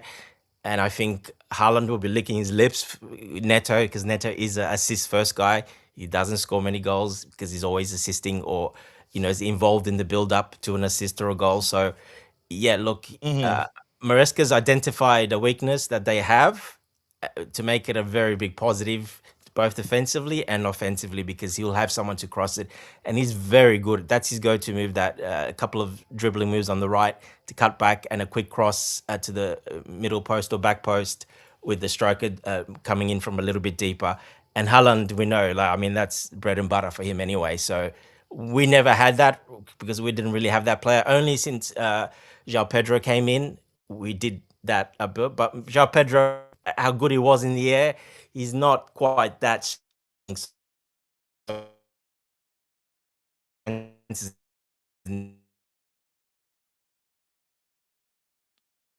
All right. So It looks like we lost Dante there. Dante, go ahead. Yeah, go ahead. All right, Dante is struggling with his connection. So can we try the best we can to keep the topics aligned, please? Keep the topics aligned. Yeah, go ahead. Sorry, I got cut out. What's the last thing you heard? Where did you stop? I can't quite remember. Really. Haaland, anyway, yeah. Haaland will lick his lips, the crosses that, the turn back crosses that he'll get from. And Maresca needs a guy that can do a job, like you said, against the big teams going the other way as well. They don't have that on that side. So he'd be like a dream signing for Maresca to take him there, to be honest.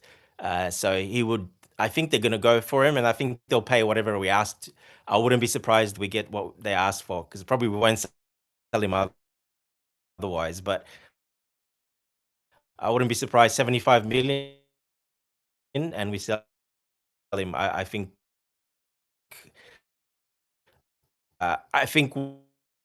the player knows what Alonso is going to do and what he's going to play. Yeah, Dante, I think Dante, are you at McDonald's or Dollar Store? No. Your Wi-Fi is. I don't know what's happening. Yeah, it's your connection because I'm seeing the signal. It happens every now and then. Maybe you need to reboot your router. No, that's very far away. I'm not doing that. There you go. I think anyway, you don't need to travel that much. You need a flight ticket to go to reset your. Sore. No, I understand what you're saying. But go ahead. I think it sounds better now. It's still red though. The signal is still red. It happens every now and then. Yeah, go ahead. I'm very sore. Remember what happened? So I'm very sore. I can't walk that well. All the way downstairs and another set of stairs. Now I'm not doing that. About that. Sorry about that. Go ahead. Yeah, look, basically, I think he will get sold. I think the player knows what's coming under Alonso. I don't think he prefers that type of play. He knows. Well, we saw in the Racina, he completely changed him and completely struggled. He looked very bad and lost in that setup. If he gets a chance, I can guarantee you he'll want to go to Maresca and play, with Haaland, etc. Basically, to play him to his strengths, and he'll get a pay rise as well. He won't see Semenya. Yeah, he's not going to sit on the bench because Savinho is leaving Bobby. Jeremy Monga. They have get rid of Savinho and Jeremy Doku. Yeah, but they have Champions League football. They have tons of games, and Savinho is leaving. Savinho is leaving, and the other guys play on the left more anyway, so they need a right-sided guy. And also he'd be the manager's own signing. The other players were there before his arrival. So for me, I think he gets a bit more favor than maybe those guys. We're just speculating anyway. But here's the thing: the way he plays, he never plays full game anyway. One thing we have to say here quickly: there's no club to club negotiations at this moment. It is just City. But it's just interesting. They've reached out to his Omar Mamouche as well. He's a striker.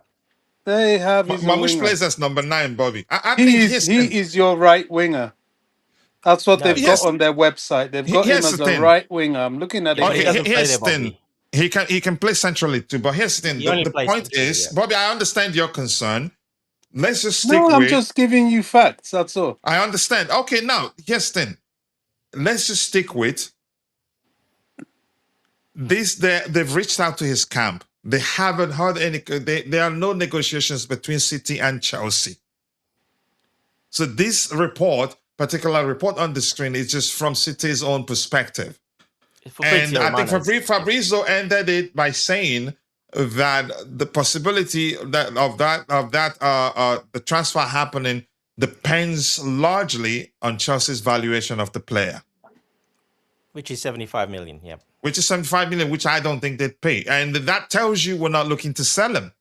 It's up to the manager says, you know what, he's surplus to requirement. Oh, they'll I pay, get people, coach. yeah, Why people. wouldn't they They'll pay pay. 75 million? No, I'm just saying, if we mentioned that amount, I think for me, it tells me we're not looking to sell him. And I'm okay with that. I'm okay with him staying. I like him. Yeah, So it's let me above his just, let, value, but yeah, yeah. they will pay that, especially if Savinho is sold. They will pay that. Yeah, and Savinho seems like he's bent on leaving because he wants to go to, I think, is it Tottenham, right? So I'm gonna catch up with what we have in the chat. Come back to the panel. We'll hear from Hakim. Let's hear his opinion. Bobby isn't happy about this, but I don't think it happens, and I still haven't actually read the comment because I pasted it in the software. The AI did its thing, referencing Man City as champions. So we have a lot of work to do on that presentation window. Let him go. We need the money to balance the books. That may well be the case. And Yeah, but wait, Vic who's is saying that? Let him go for who? Bobby. For who? Is the person Gittens? Gittens? Is that who you think is gonna carry Bobby, that weight? Bobby? Bobby, Can we say this? The person that said that is the person gonna sell him. They just express their opinion in the chat. Vic says he predicted Neto would be on the chopping board. We have too many wingers, just too many, and you cannot sell Gittins. We're not looking to sell him, and I think Gittins can still stay, and Neto can also still stay. But we'll see. This summer transfer looks different for the Blues. We're doing some good business, and we need to move on a lot of players. Depends on who the manager wants to stay. It looks like Alonso really loved Misha. He seemed to be backing us so well, backing him so well in the public. We'll see how that pans out. I'm not just going to go by what he's saying to say, yeah, he's definitely staying. We need 2 players per position to cover unexpected injuries. We have Gittins and Mudryk on the left. Mudryk, I don't think the club will let Pedro Neto go because of Mudryk, given the fact that he hadn't played in a while, in a Or year plus, Gittens? actually. I think they're gonna probably they will keep Gittins, Bobby. It'd be difficult to sell him now. Esteval and Neto on the right. I think he will stay if we push for trophies. Okay. Man City are simply trying to get a replacement for Savinho if they sell him to Tottenham.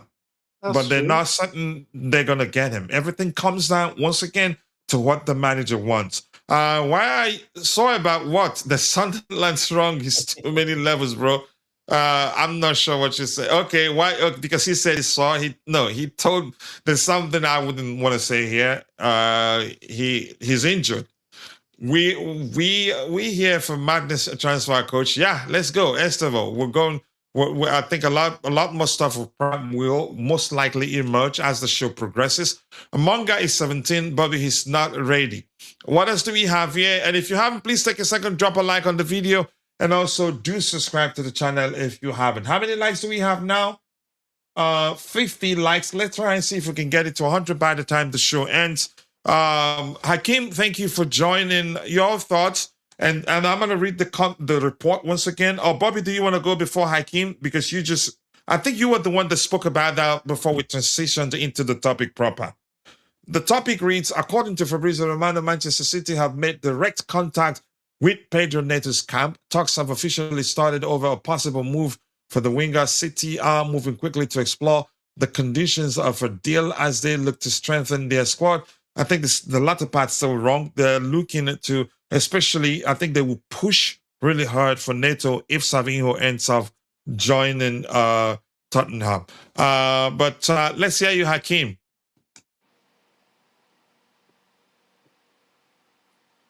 Are you there, or has he left his desk? Because yeah, he's been listening for us speak for minutes, up to 20 minutes actually. All right, Bobby, you want to add anything to that while you wait? Because you've already talked about it, but if you want to add anything, that's fine by me. What are we talking about? Neto? Neto, we're still on Neto, yeah. But we'll look back so that we'll get your opinion on some of the topics you missed. Okay, no, nothing else to add on Neto. I mean, it is where it is, isn't it? We'll see. And we all agree our fans don't appreciate him, honestly. No, they don't. They don't. But they get excited when anybody's for sale anyway, without really thinking of what it really means. And Yeah. players like they know players know when they get that support, love. They just know. They look at social media as well. Like most of them, especially the younger ones these days, they look at everything. So you look, they I mean, know, they're and that just always makes there. Kids are always on social media. They live yeah. there. Look, it makes the decision easier, and like I said, it makes the decision a bit easier, especially the system as a system fit. He could have a lot of competition as well as a system fit as well because Palestra right wing back, Quenda right wing back, Quenda can play the 10. Uh, Pedro Neto not really the 10. It's not really his position. Wing back, like I said, he struggled really badly under Rosina playing that. That's when he was at his worst. He did Problem is, nothing. Gwenda's not proven. Neto is proven.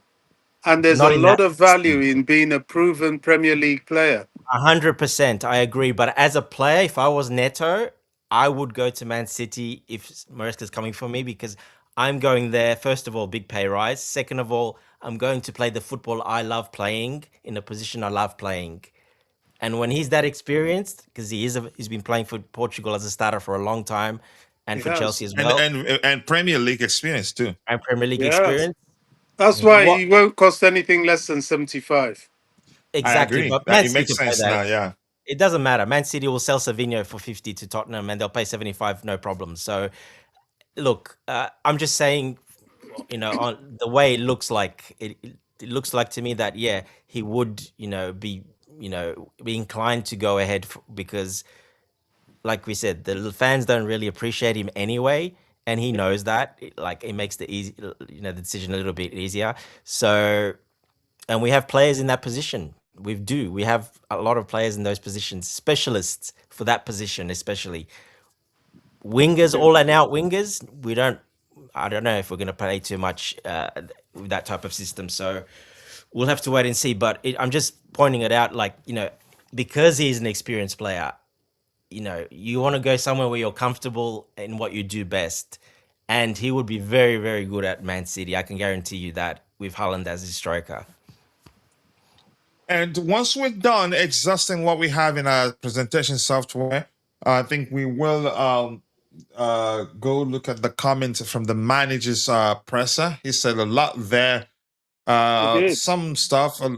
Yeah. Go ahead, Bobby.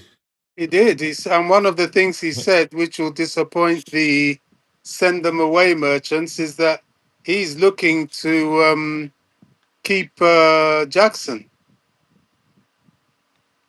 So Yeah. that will be interesting to see how that But pans Bobby, out. can we actually agree he was never going to say blatantly that a particular player will leave?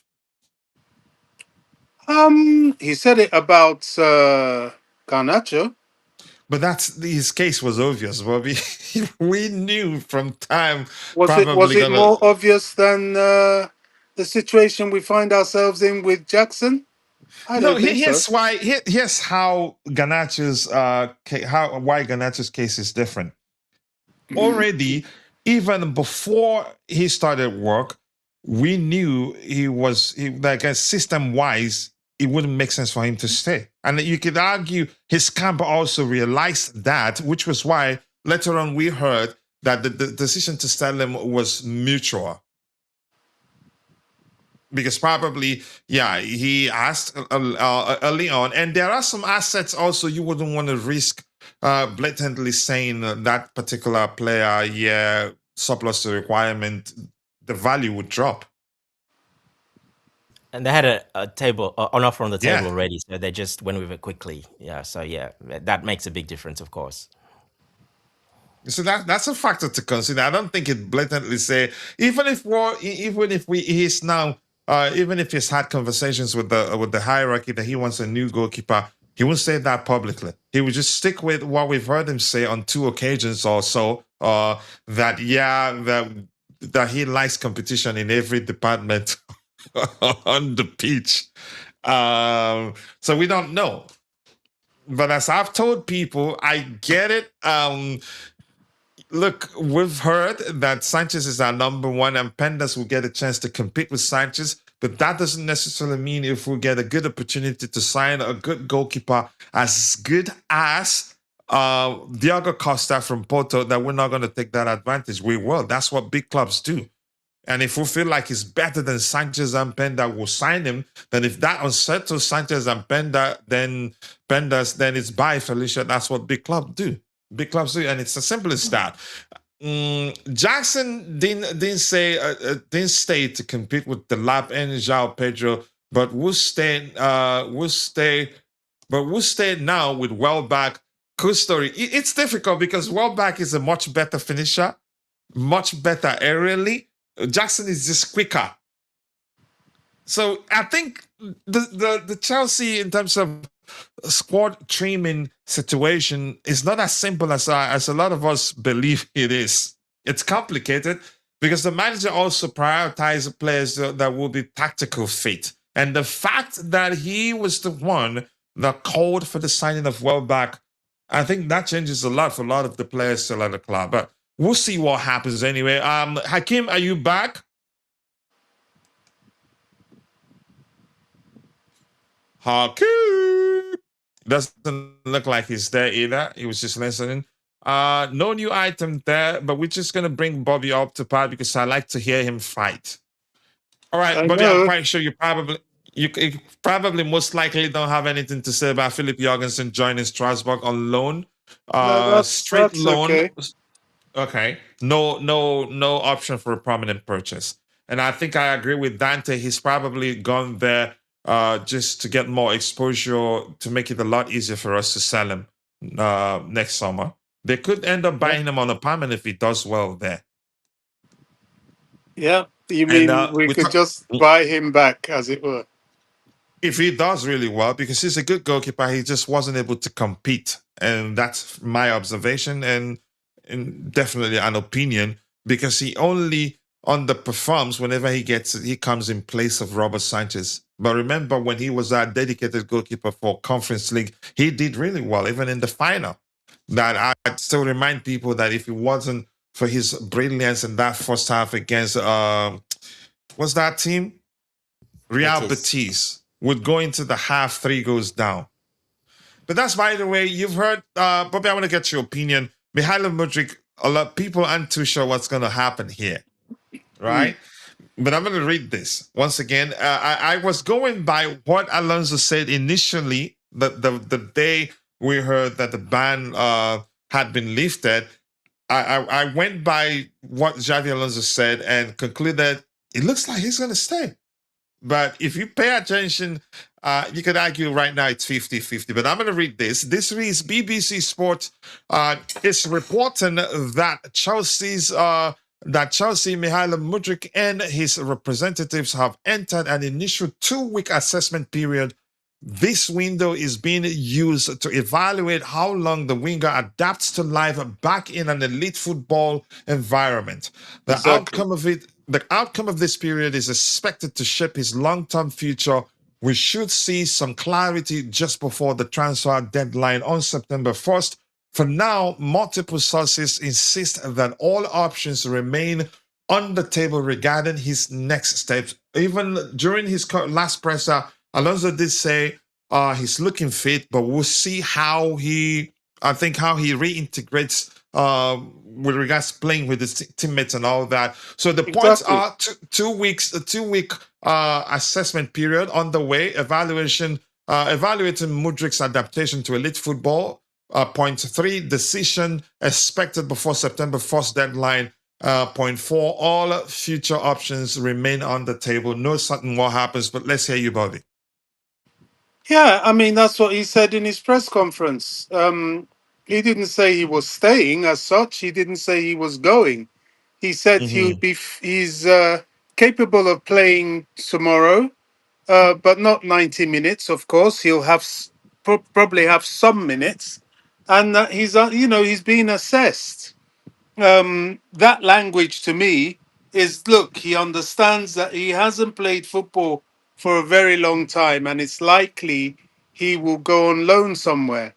I don't think Chelsea will sell Modric. They've invested too much in him and they want some returns on their money. Unless a ridiculous sum comes, he will probably be one definitely earmarked for a loan. Mm. if he leaves the club. I agree with you, and but I think it's a good thing that the club didn't give up on him, and I think he'd be hungry if he proves that he's ready to actually reintegrate and perform at the highest level. I think he will have that fire in him. He'll be hungry to perform on the pitch if he gets the opportunity. But let's Oh, see he'll what definitely be happens. hungry. I mean, I Mhm. think we'll see in the game against Juventus when he comes on that he will be extremely hungry. I have no doubt about that at all. Is It's just, is he capable after such a long layoff? And match rustiness is not something to frown on. It's quite a big deal at this Yeah. level. So Alonso is just keeping an eye on him, seeing how he gets on, and then he'll make an informed decision. As he said Mhm. in his press conference, that no decision has been made about Modric yet. Sensible. No need to make that decision in a rush. Absolutely. No need, yeah. And don't give him false hope that he's going to stay, and then end up finding out that he's not ready to stay. And And, I e- think that will crush his you could say confidence. and Yeah, equally, not give him no hope as well. yeah. The decision, it's not known. Even he doesn't know how he's going to handle pressurized top flight football. I suspect in reality, he needs to go on loan somewhere. Strasbourg would be perfect for a season for him to get himself together, but we'll see Yeah, what I happens. agree. I agree. And Ziggy here says he fears that we will overtrim the squad and leave the left wing with only one player. Nah, I don't think so. I don't think we'll make that I mistake. hope not. No, I don't think that happens. We will not do that. Again, I don't want to even get into that. Dante, anything else you want to talk about before we go news hunting? I think we're pretty much caught up with everything we've added to our system for presentation. But right now, we'll go to the aspect where we'll start addressing the comments from the manager's presser. Anything, Dante? Not a lot actually here. Or is it mixed with other comments there? What's Vince doing here? He doesn't have them lined up uh, sequentially, but some other news items is breaking the sequence there, so which means it's going to be difficult to find them in one place. So if you haven't, please keep dropping the likes on the stream, people. The likes do go a long way. Hakeem, let me know when you're back if you're ready to speak. Where do you want to come in? Pedro, Neto, I'm back. Mihailo Mudrik.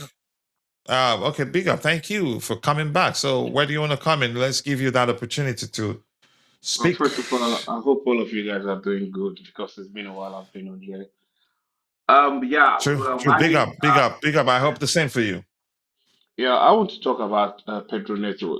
Um, First of all, I want to start by saying like I don't have any emotional attach with none of the players that we have at Chelsea because I don't even Kopama that people rate him highly. Like, assuming if Kopama want to go at this moment, I don't care because if most of the players have been at Chelsea, and it's like um, they are more being treated as like a sport children. Like as soon as like a player did something they are being raised highly like in the level of Hazard. Like listen, for God's sake, like we have players like Hazard, we have players like Mata. Mata was at Chelsea and he went. He's like one of Mata was in form when he left Chelsea and when he went to Manchester City, when he went to Manchester United, we saw what he did at Manchester United. Same as players like Matic, and I see players crying over, as the supporters crying over players like Enzo Fernandez, like players like Neto. But mine, I don't have any issue with Neto. I like Neto. Like I really like Neto. People keep on saying some outrageous things. I don't know if Mhm. like they have like a personal issue with him or he made some couple of mistakes in football. Listen, last season, the kind of mess Chelsea in. I cannot single out a single player and be like, this is our perfect player. Do you remember there was a time, like, we didn't score a single goal for like a full, I think the whole month, to the extent that, like, like, we score like a single goal in a whole month. Sometimes they give like this goal of the month, and that was the goal that was the only contender goal of the goal of the month. So, the issue with Neto is a good player. Like any of the players, like if any of the players like are leaving Chelsea, listen, I don't care. The only thing that I want us to do now is to try and build a team and have an identity. When you see players like Neto is a good player, but the kind of squad that we have, there's no identity. Sometimes Chelsea play football and you're like, are these players being trained at all, or they're just playing like, we just gather football players on the pitch for them to play whatever that they want to play, and then it's like a inshallah, we put them on the field and then they play what they can play, and then when there's goal. When a keeper made a save, like it's a good save, and then we cheer up because there's no coordination. It's more like a you give your team to you give your car to a mechanic and then he mismanage everything and the engine is like there's no coordination. You understand? So when you watch like teams like Aston Villa, like they have identity. When you watch some teams like even players like a teams like Nottingham Forest, like Fulham. Like I watch these teams and I see what they are trying to do, and I see even though it's not sometimes it's not working, you see what they are trying to do. Like Bournemouth, like Crystal Palace, you see what the coach was doing. From Maresca, you understand? Like I don't understand. Like last season, we have we have midfielders, but then coaches are not using midfielders. They are using like a right back as a midfielder. So the problem is not only Neto. Like I said, Neto did what he could do, and to be honest, like Neto was important last season than Kopama. But let's say like the coach wants to sell Kopama. Let's see how like uh how some Chelsea supporters will be shouting over their lungs, screaming, saying that he's. But Kopama only had like one good season with us. But then the way they rate Kopama, Kopama is a good player. I love it. But my issue is that I don't have any emotional attached with none of the players that we have in our team. The only one player that can single out is Rhys James. Apart from Rhys James, listen, any player can go. I'm done with this Chelsea team. Like any player can go. And there's not a single Chelsea season that like I've never considered as a title contenders. I always go in the beginning of the season, I always have mentality that we are going to win the league because that is how I started supporting Chelsea. There's no like a season that I started supporting Chelsea that I went in and I'm like, oh, we'll be fifth, we'll be 10th, I always have like a vim. So like they just have to put everything together. Like since they took over Chelsea, this is the best things that like they're doing some couple of things. I'm like, okay, I see what they're trying to do. You understand? So for me, like I see people comparing we have Estova. Estova, come on. Like, he can do what he can do, but, he's how many years is he? And, he's not Lamine Yamal. You understand? So if, like, I just want, like, if Neto, if they sell Neto, I don't want them to sell Neto. But if they sell Neto, I have no like a emotional attach. But I'm hoping that they'll bring a player that is going to, help out Estova at the right wing. So for me, that is my take on it. All right. Hakeem, you are at home? Yeah, I'm at home. Please go drink some cold water. Bro is pissed. Jesus Christ. You're not happy. But always nice to have you on the panel, my bro. How have you been? Seriously, jokes aside, you've been good, right? Yeah, I've been good lately. There's a whole lot happening. Like, I Excellent. my kids are growing, so and my son is playing football, so I have to also be practicing with Woo! him. So How many do yeah, you have? I How have many? How many two. do you have? How many kids I do you have have? I have two. Okay. I have four. I have four. So, but thank goodness Dante knows. The other day they were complaining that I was late. Oh yeah. When you guys were talking.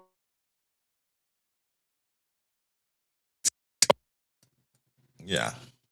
But yeah, I appreciate you. That's the truth. No need to get attached to players emotionally. Players come, players go. Even owners come, owners go. Managers come, managers go. It's the same thing.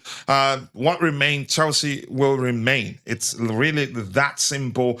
As much as I don't want the club to sell him, chances are he would want to leave. And if he wants to leave, I don't think we can change that. I don't think we can change that, but hopefully, we'll keep him because his experience. He's a selfless player, and if he stays, I think he will serve us further. So, but let's see what happens. Right now, the report we address is just from that particular report is from City's own perspective. Nothing says that we're in conversation with Manchester City already to sell the player. It looks like everybody internet connection is crampy today. Dante is coming in and out, probably the same thing. Even Hakim did go in and out a few seconds ago. I've looked on Vince's timeline. The whole excerpts or comments from the manager's presser and aligned. They're all not lined up together. Just one. I'm looking at one here. I'm trying to see if there's another place that I can go and see a lot of them. Fabrizio also here saying he thinks Tosin is leaving Chelsea. It's not saying Tosin will leave. So this is definite. Looks like Tosin will leave Chelsea. Not cool. I think maybe Jay didn't phrase it very well at the time. But let's see. We want to have a good season according to the manager. Let's see where we are in May. But for sure, we want to have the feeling that we are competing, that we are competitive, that we can deserve. Okay, that we can deserve to fight for important things during this window. Time will tell, but our goal at the moment, yeah, it stops there. But I'm going to go to Chelsea Dodgers. Looks like he's more updated than Vince. Probably late for Vince right now. Yeah, I'm saying, yeah, definitely. So I'm going to go to another guy that I trust or I respect a lot. Well, hello to you too, SOF Gaming. The first item here, let's go through it. Tosin is leaving Chelsea. He didn't say could. It didn't say may. It says is. So maybe I'm quite sure this is not a matter of again a mix up in translation. I think he knows something. Is Yeah. for me suggests that he's definitely leaving. Yeah, go ahead. Coach, listen. Do you know the reason why like they've made a decision to let Tosin go? I'm not sure. I think probably he would want to leave. We're not pushing him out from everything I've seen. Yeah, you could tell at the beginning they wanted to give Tosin chance because they believe he's one of the senior players. Because if you can recollect, like most like this season they started a keyword like when it comes to the transfers and the players, the keywords is like senior players, and they wanted to Mhm. give like a Tosin a chance, but Tosin didn't did himself a favor when it comes to the preseason. As a senior player, he's controlling this. Like when you watch the game versus Tottenham, I,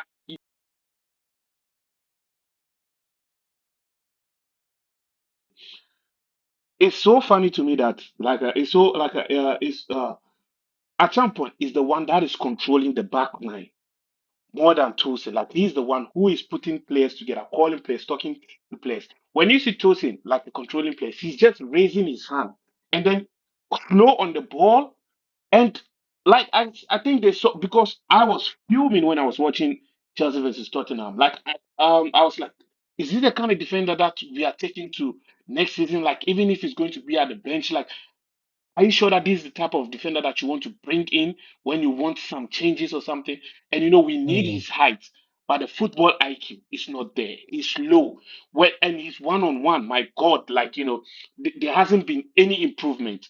So I think Xavi Alonso assessed him and he went to the office and it's like, listen, yeah, I wanted to give this guy a chance, but I think he has to go. And even at the beginning of the season, like the beginning of the preseason, there was teams we've been hearing like a little bit of rumors that Crystal Palace wants Tosin. Like there are some teams, even some Italian teams who want Tosin, but they wanted to keep him. But watching him in preseason, they were like, listen, as soon as and you also have to understand, it's also like a pure profit because we got him for free. So they were like, listen, any team that is going to come at this moment, they have to cash out. Yeah, and I agree with them totally. Like, Yeah. I don't think Tosin Houston, is. I was never, again, for me, he goes or stays. I really don't care. I like to speak objectively every time I speak about Chelsea players. That's more importantly. But Dante, anything you want to add to that? It looks like he's yeah, definitely leaving because this is definite. Is the word is there. It didn't say could. Dante. Okay, it looks like Dante. Yeah, your connection is still giving you problems. Yeah, the word is Yeah, seems like he's definitely leaving.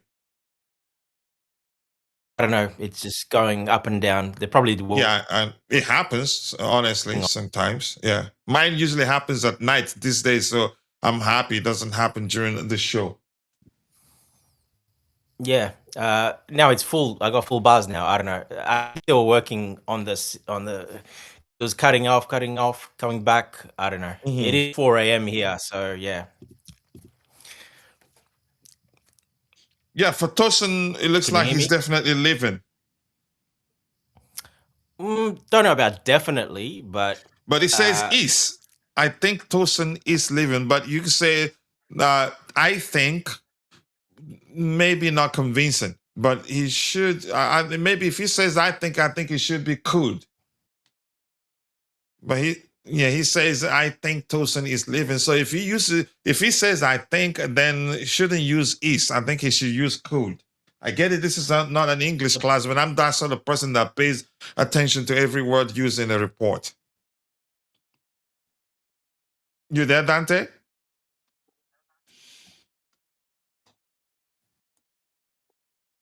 All right, let's see. I'm gonna move on from that one. Let's see what else we have here. Until Dante is ready to speak. Did you see Mike Penders in training? The guy looks good. Yeah, I did see that. A clip of him saving shots. They can take Neto just as Sanders Omar Mamouche.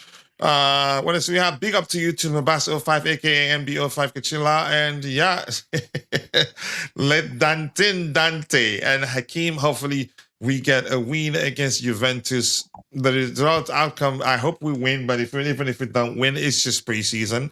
That's how I see it. Dante, if you're back, I'm saying that since he's saying he says he thinks Tosin is leaving. Since he's saying he thinks, then I don't think he should be using the word is there. I think he should use yeah. Well, could or will. Maybe I think could most that would be the most accurate word to yeah. use there. Yeah, look, it's possible, but it's just he says I think, so it's not certain. He just thinks that. Yeah, So that the two words I think there means it's not definite. exactly. So look, we'll wait and see what happens.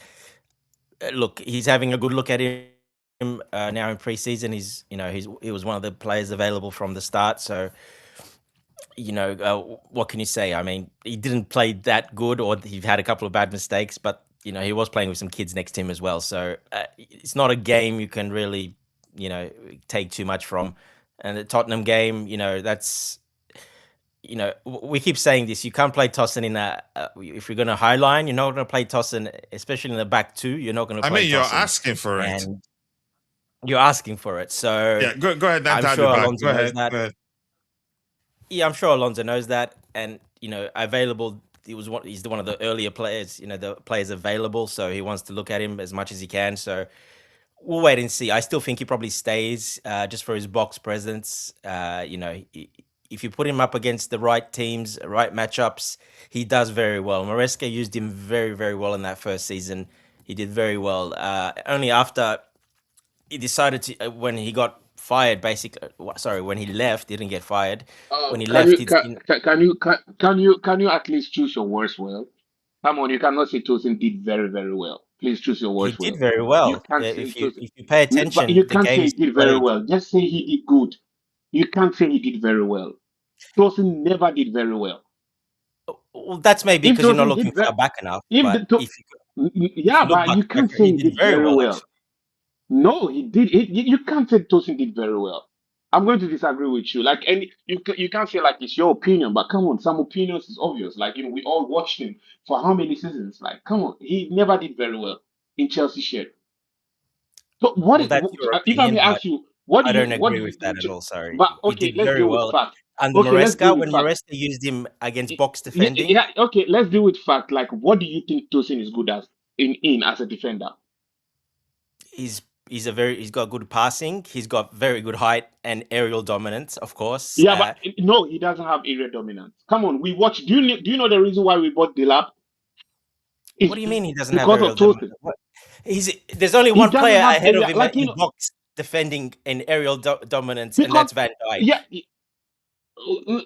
Come on, what In kind of box area dominance defending are you and talking about? clearing the ball, Like, he's a did you? 94%. He's a 94% from clearing the ball from inside the box. There's only one player that does it better, and that is Van Dijk. But So clearing how the can ball you, doesn't mean that doesn't come down to only area presence. Here's the Like, come thing: on, can we leave Tosin if Tosin is leaving and not fight over it? Honestly, no, no, that's no, just no, my no. opinion. Like, I think it's a good conversation to have when it comes to Right. players that are leaving because yeah, he it's just going to be asked like what he before I does get to well, say and I'm just putting out there what he does well. He's a very, when very it good comes to box defender, defender. like when it comes to one-on-one, Tosin is not good. When it comes to area, like we've seen players bullying him. He looks tough, but then he's not strong. Like we watched, what is his name? Like Dilab bullied him when Dilab was at Hakim, Ipswich. can I ask Yeah, you this, Hakim? Can I ask you yeah, this? yeah, How was we're not gonna dwell on this. If he leaves, he leaves. If the yeah. manager Of wants him course. to stay, he stays. We can't change that. The Exactly. question I want to ask you is this: how was his start to life as a Chelsea player? He was our best defender throughout the Club World Cup season. Actually, wasn't one of our best players. Probably the reason why he didn't play certain games was because we played with the high line and Maresca knew the risks involved. I'm going to say this. I'm not saying he should stay. I'm not saying he should go. I'm just going to go with whatever the club decides to do with him.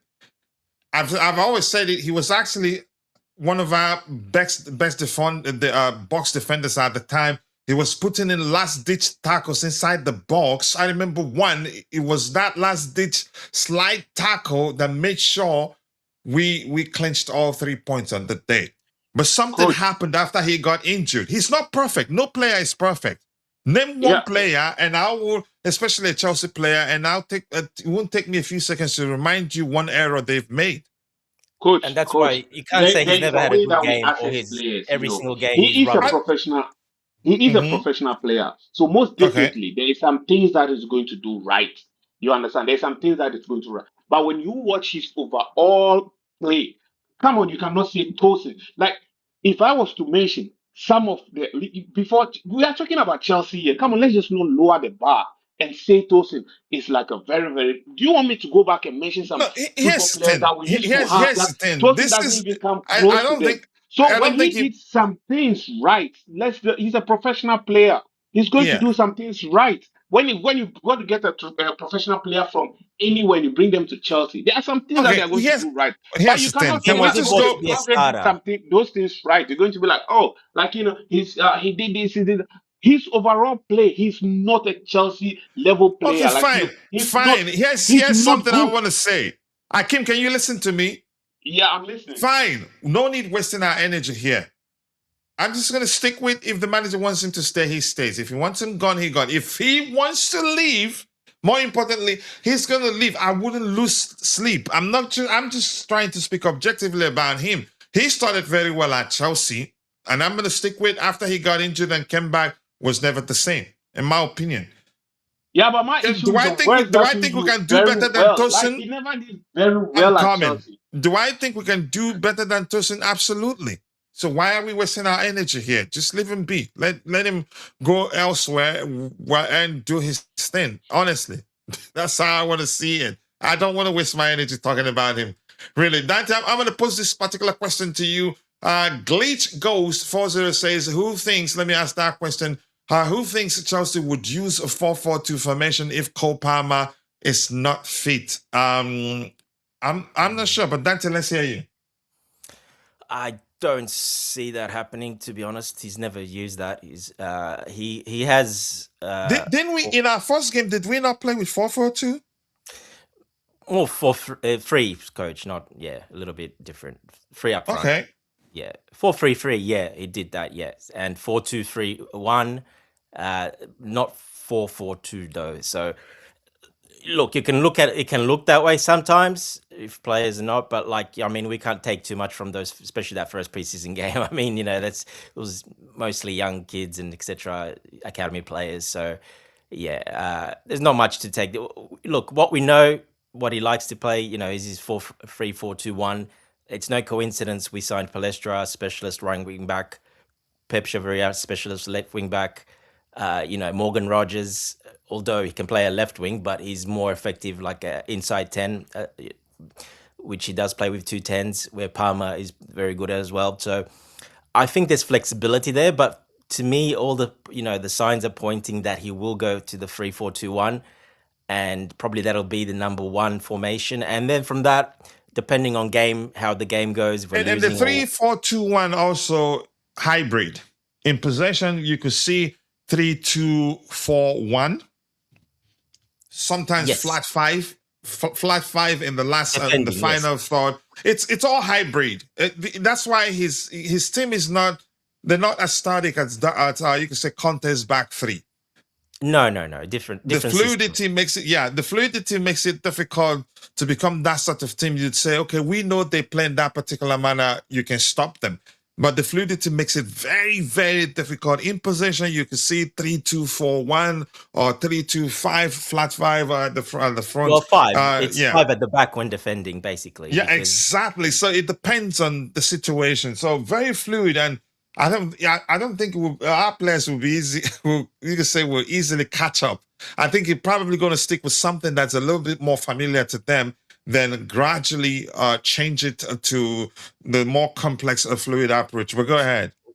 Yeah, look, it's still early in the preseason. He doesn't have all the players, so obviously, missing the key players. So, look, I think that we signed, like I said, those players for a specific reason. They're that type of system players. So, they can do a little bit of a different setup, but that's their specialist position. So.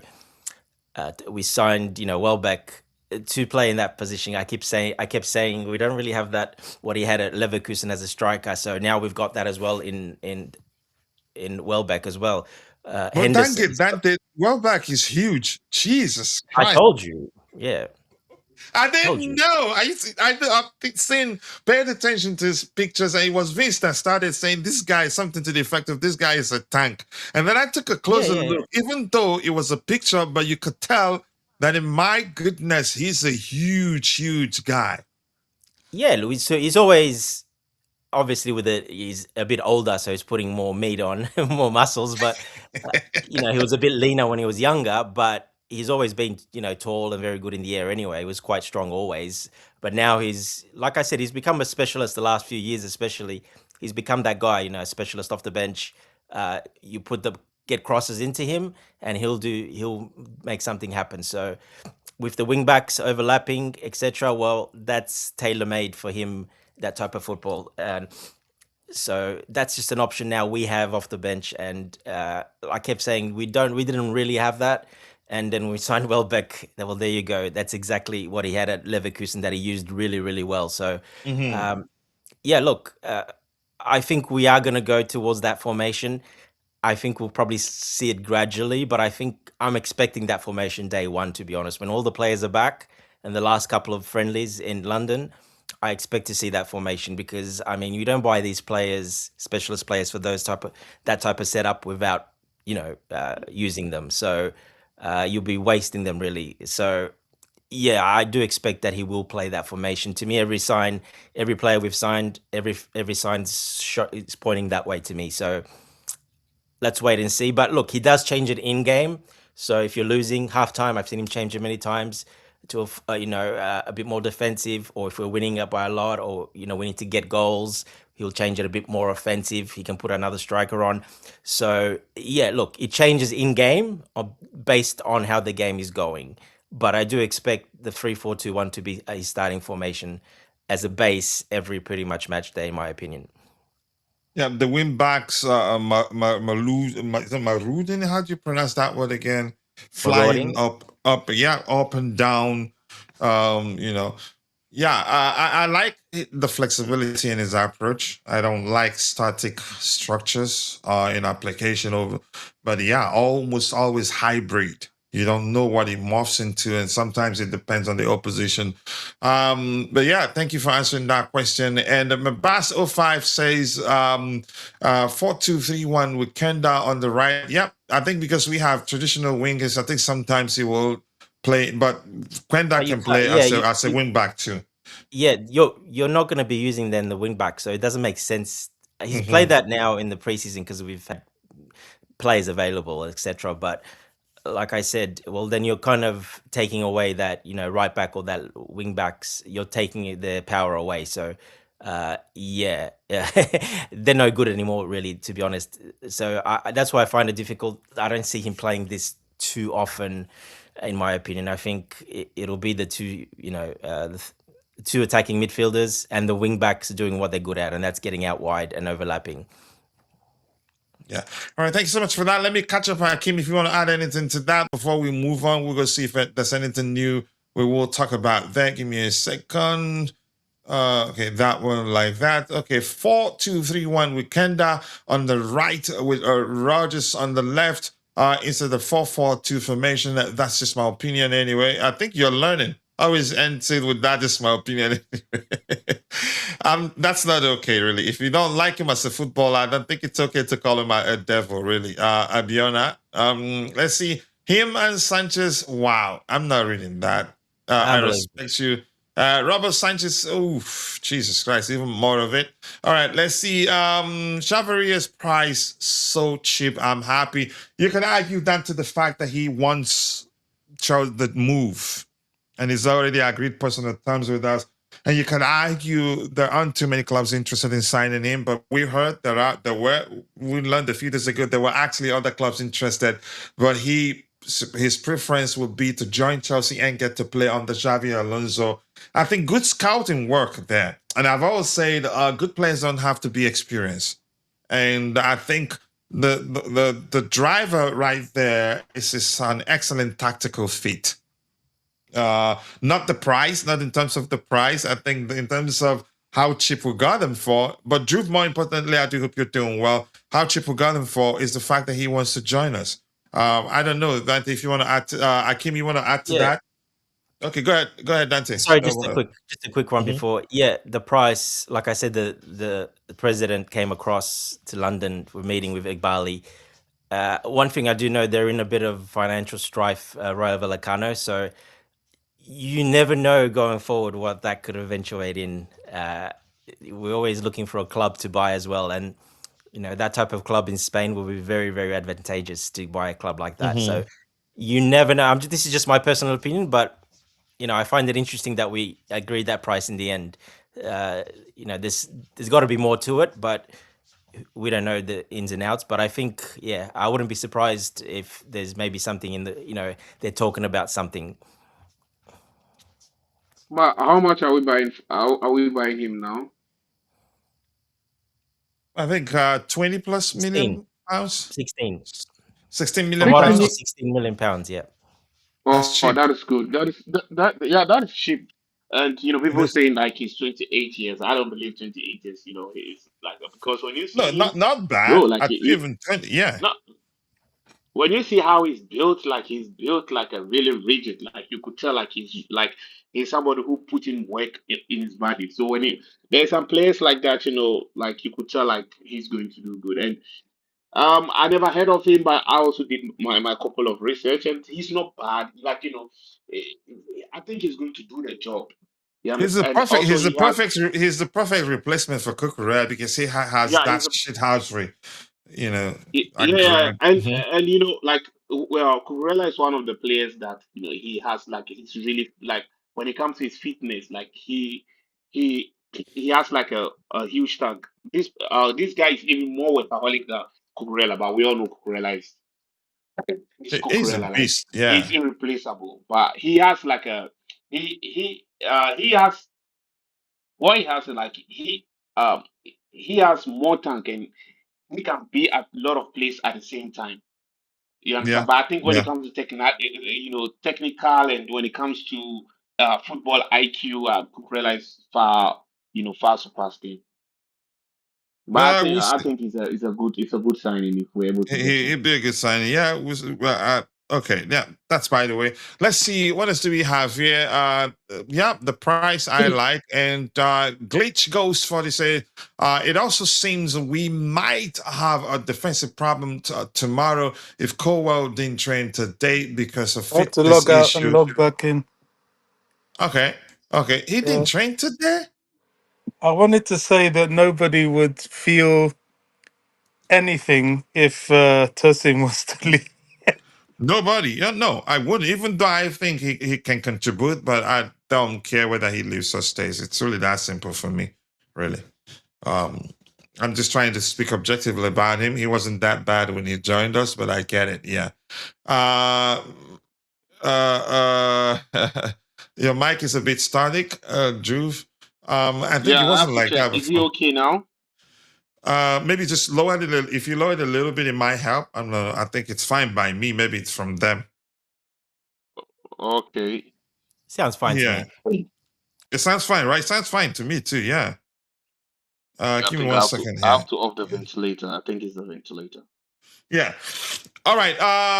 Pedro Neto is appreciated by Enzo Maresca. That's according to Fabrizio Romano. Let me go where you can see that. I did not add that to the presentation software because I need to make adjustment there.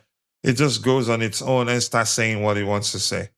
It's not perfect yet, but I think it gets the job down. At least you see, since the start of this particular show, the system hasn't frozen. That's because, yeah, we're using the software. Pedro Neto is appreciated by Enzo Maresca. He's considered an opportunity and well liked. He's not on the list of exits at Chelsea and still part of the project with Alonso. Depends if Chelsea get important proposal. So I think this comes down to everything we've talked about, Dante. The club appreciates him. He's a good professional, exemplary professional in my opinion, or consummate professional. Hardly ever complains, even when he isn't. Even when he again on occasions where he did come across as not as disinterested or maybe not happy. That for me, all assumptions. We're not too sure what was going on in his head. But it's a good thing now, as we've talked about when we addressed that report, everything is just from City's own perspective. Nothing says Chelsea are open to selling the player. So now Fabrizio is saying he's considered an opportunity and well liked at Manchester City. I'm remixing that, of course. But the latter part of the report reads he's not on the list of exits at Chelsea, which means we want to keep him. That's how I read that. And still part of the project with Alonso. That's how I read that too. So, which means Alonso values him. Alonso values him. He wants to keep one of his most experienced players. It wouldn't make sense to sell him. I know a lot of Chelsea fans underrate him. And I'm going to say this that's because we have that toxic culture of almost always having one player that we pick on. Depends More than one player. More than one player these days, and we have that sort of that we have that toxic culture also. If a player makes one mistake or two, that's it. He's a bad player. Just like we almost at the time, I think even the manager at the time, maybe he did fall into that trap, and Pochettino we almost loaned Cucurella to Manchester United. And had he gone there, the deal at the time was with an option for a permanent purchase. Yep. But that's, by the way, depends if Chelsea get important proposal. and I don't think he leaves. Important proposal would mean something that will make us go, anyways, you know what? Let's take it and sign someone else. I don't think we'd do that. We have a manager, clearly, from the signings we've made so far, and from the players we tried to sign in Granit Xhaka, or maybe there's a singular there in one of the players we tried to sign in Granit Xhaka reflects that, yeah, we value experience a lot. It also seems, I think I've addressed that in particular, that when Sean Abiona said Ben Roberts is the reason why Robert Sanchez is still number one goalkeeper at Chelsea. Okay. Possibly, but I don't think so, because everything comes down to what the manager wants. Why would I read you? Why would I read you calling people devil? No, I don't do that. If you haven't learned that, learn right now. If you want me to read your comment, keep it clean. You know, Coach, do you see Coach, Mike Penders starting tomorrow? It's a possibility he might start, but won't finish the game. Go ahead. You wanted to say something? no, I want to ask you guys some question that is off topic, but what do you think?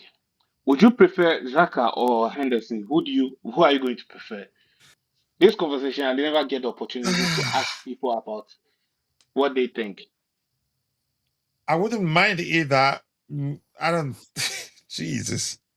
Xhaka. I'll just leave it. Everything comes down. Xhaka, yeah, I think it makes sense. Xhaka, because the manager worked with him already and would have made the process of the manager implementing his approach a lot easier, because he already knows it.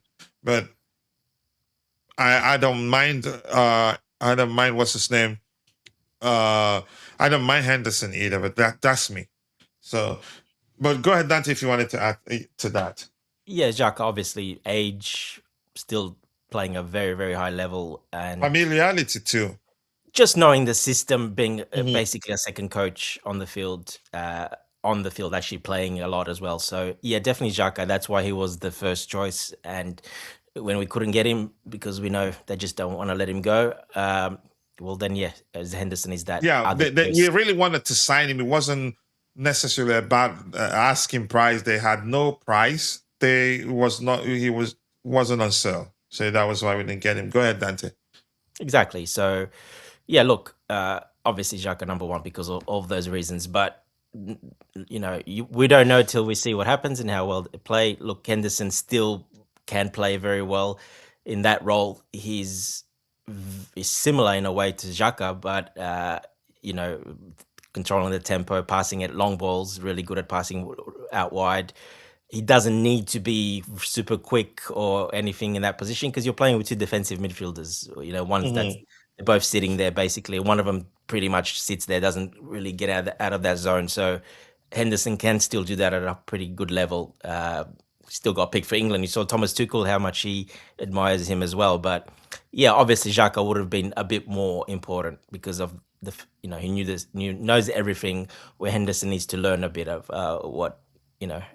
what exactly he wants. Okay. Yeah. I remember I watched. Yeah, go ahead.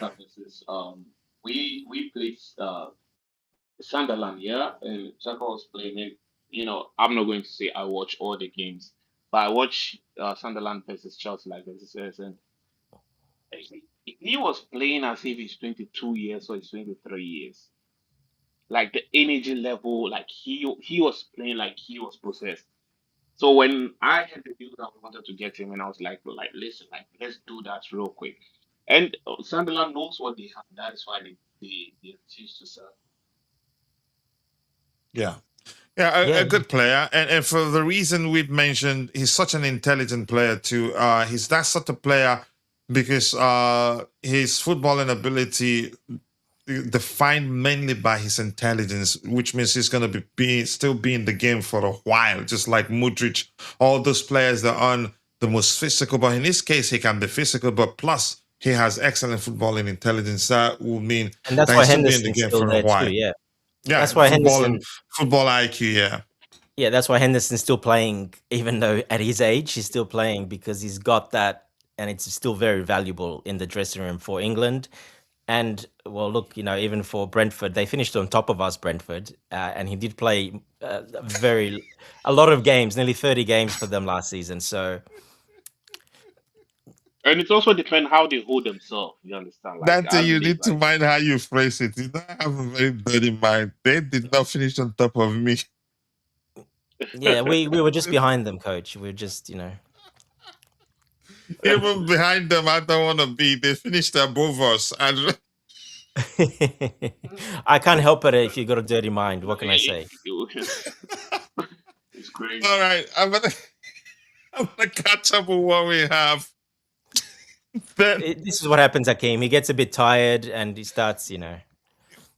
Put the cross back in the t-shirt, coach. Put the cross back in the t-shirt. Yeah. I will do that. I will make it to heaven. You're not gonna drag me down. All right. I'm sorry. All right. All right. And if I explained, if you want me to read your comment, you have to keep it clean. Coach Gone Pikes' page from Nicole's comments. I read a few. I think he started talking bull crap again. And Oh please, yeah, we that guy. need just 22 more likes to get it to 100. We haven't hit 100 for a while. Let's make it happen today. 22 more likes to get it to 100. I think we can make that happen. We're now stuck at 78. Let's make it happen. I will go there in a bit. Just give me a few seconds here. Let's see. Okay, thank you.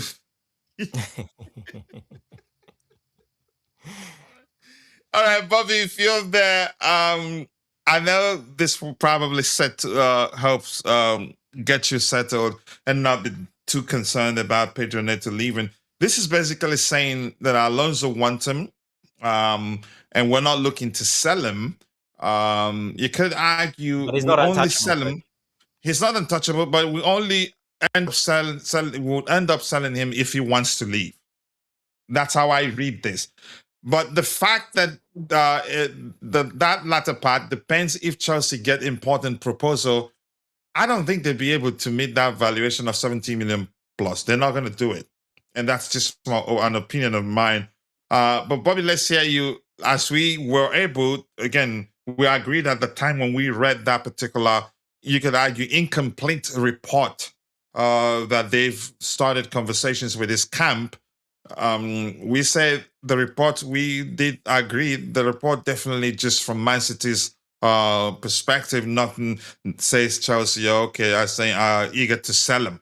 And this report on the screen now, you could argue, justifies that conclusion because it says Pedro Neto is appreciated by Enzo Maresca. He's considered an opportunity and well liked by Man City. He's not on the list of exits at Chelsea and still part of the project with Alonso. The Coach, manager name you want comes me to in there. answer or what? Yeah. You're But go repeating ahead. the same thing. You've said this already. I just wanted to get you up to par. Maybe you weren't listening.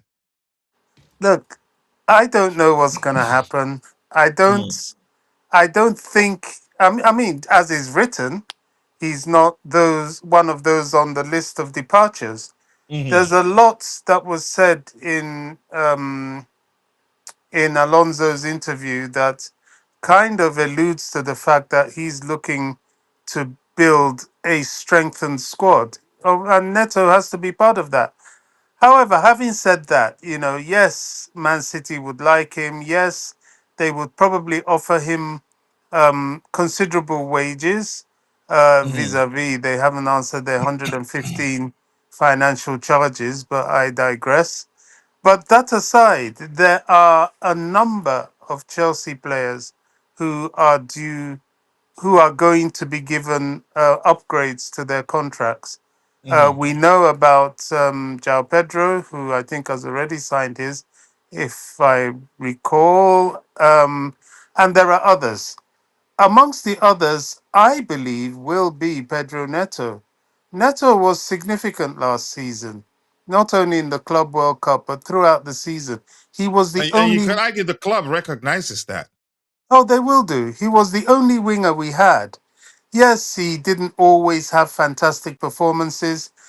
Yes, his, passing back when he had a straight run at goal was a bit frustrating.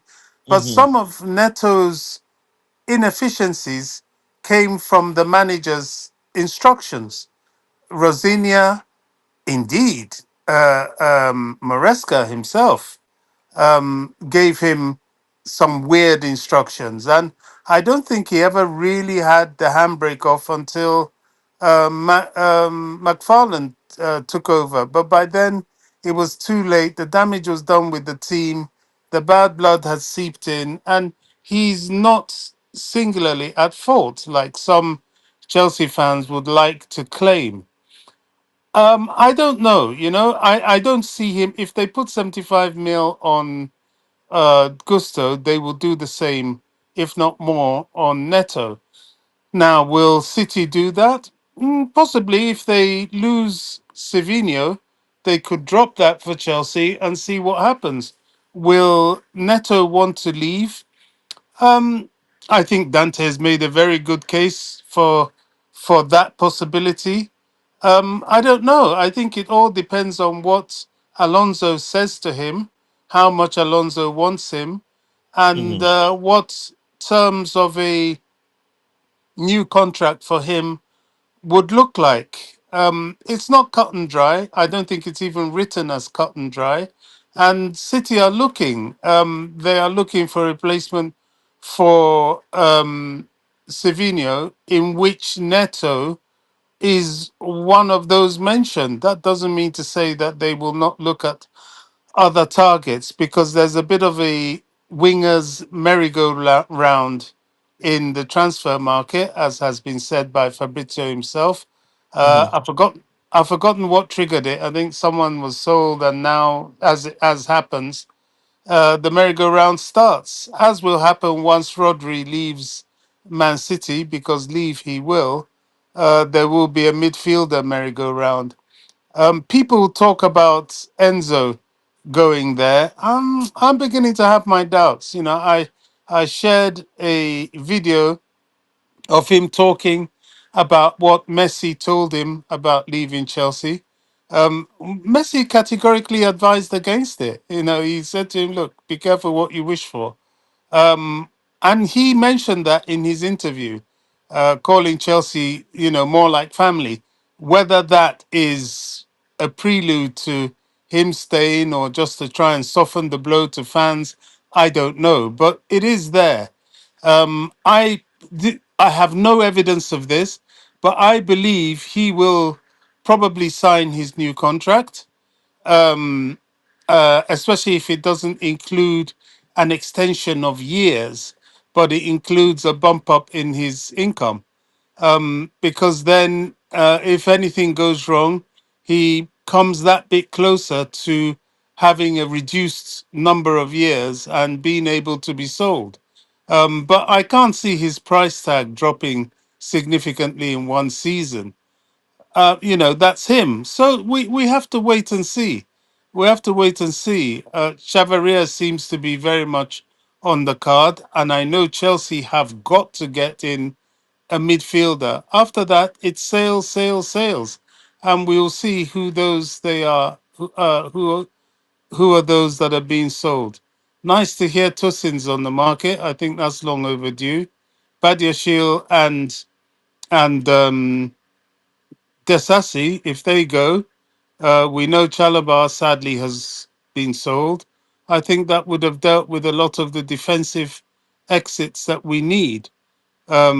Loans to people like Modric. We've already loaned Jorgensen, and there is still, although Fabrizio says it's nonsense, but there has been a lot of gossip about Diogo Costa. I don't see it personally. I think they'll stick with Sanchez and Penders, especially with Ben Roberts being around. But yeah, I mean, let's see what happens. I think it would be unfortunate if Neto is sold. I think he's quite a valuable player. I He really is do. underrated, as we've already established. I don't think the club will let him go, especially if the manager values him. But once again, I'd have to mention, if the player himself wants to leave, that changes everything. But we'll see. Maybe that Of will now course. force the club to have a conversation with regards to offering him a new contract. Of course, if he wants to leave, that does Mhm. change everything. But Mhm. I don't see Neto as that kind of guy. I would be surprised. You see his training I pictures, wouldn't and hold I wouldn't hold my breath for any player well, because yeah, as long as more money comes on the table, it's business for all parties involved. yeah. Yeah. But let's see what happens. We need someone at the back. I think we might the fact that Tosin is leaving, but I'm not too sure whether to say that the We have report is. Fafana, we have Mhm. Josh. This is the chance for Josh. No, I think no. But I was just gonna say we'll probably sign one more, but go ahead, Bob. it's possible. There's that talk of that guy from Atlanta. Is it Saliva, whatever? It's possible that 22 Did year you? old. Yeah, I've But seen that too, but nothing from any reputable sources, right? no, nothing. But I think this Josh really needs the buck. If Josh stays, if that gap opens for Josh, he Well, has don't to buck forget his we were going to ideas sign up. Stones, so that tells you we were going for another experienced centre back. Oh, so we could see. Where was I did see Tobeho's comments here. Why am I not seeing it on the main screen to highlight it? What's Yes, happening? I I think see. that is the position that I think we're probably looking for another one to add, and maybe Tosin might leave because of that. Maybe he's got an offer somewhere, maybe as a starter. Who knows? But yeah, we did try to go after Stones, but he just chose obviously he chose differently. But A that tells lengthier. They me that we're offered him a lengthier. I think they offered him a lengthier contract. correct. Yes, and yeah, yep, 100%. That much longer. And like I said, he's going to play in Italy for a centre back, and they pay a bit extra for those in Italy, and they longer contracts as well. And at his age, he got a nice big long contract. So yeah, but we were very, very looking to get him very much, and that was Lacroix already signed, basically wrapped up. So that tells me we're still in the market, maybe for an opportunity for another centre back, a more experienced centre back.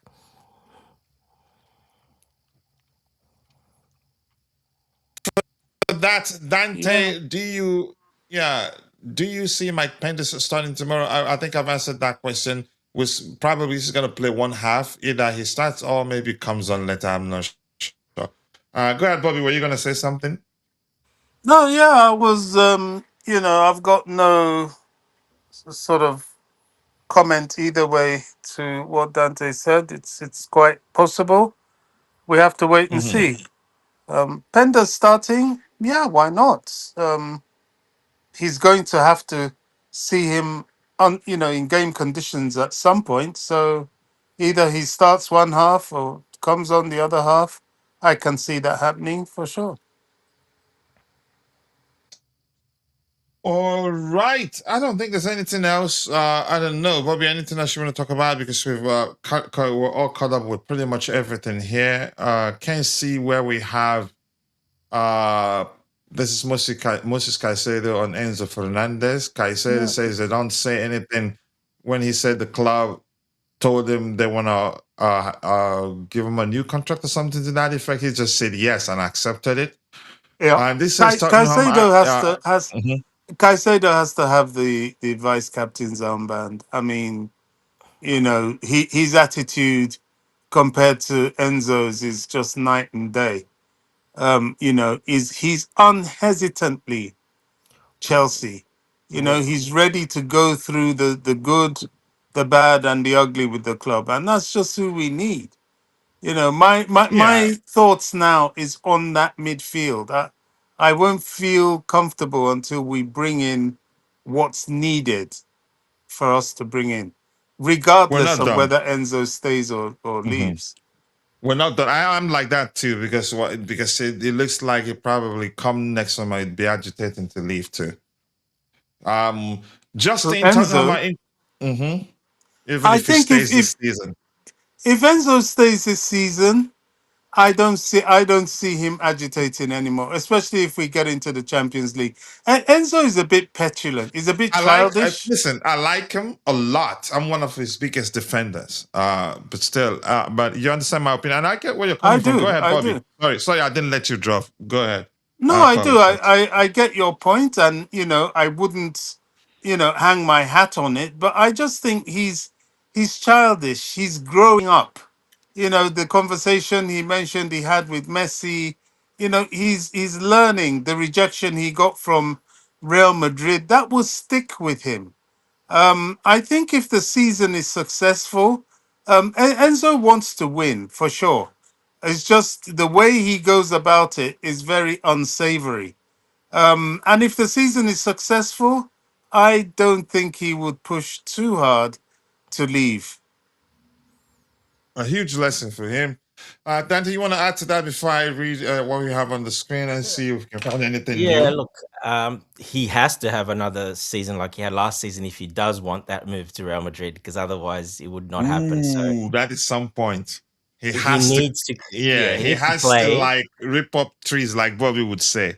He needs to play at the level he's Hmm. been playing, continue that, and put up the numbers and be very important.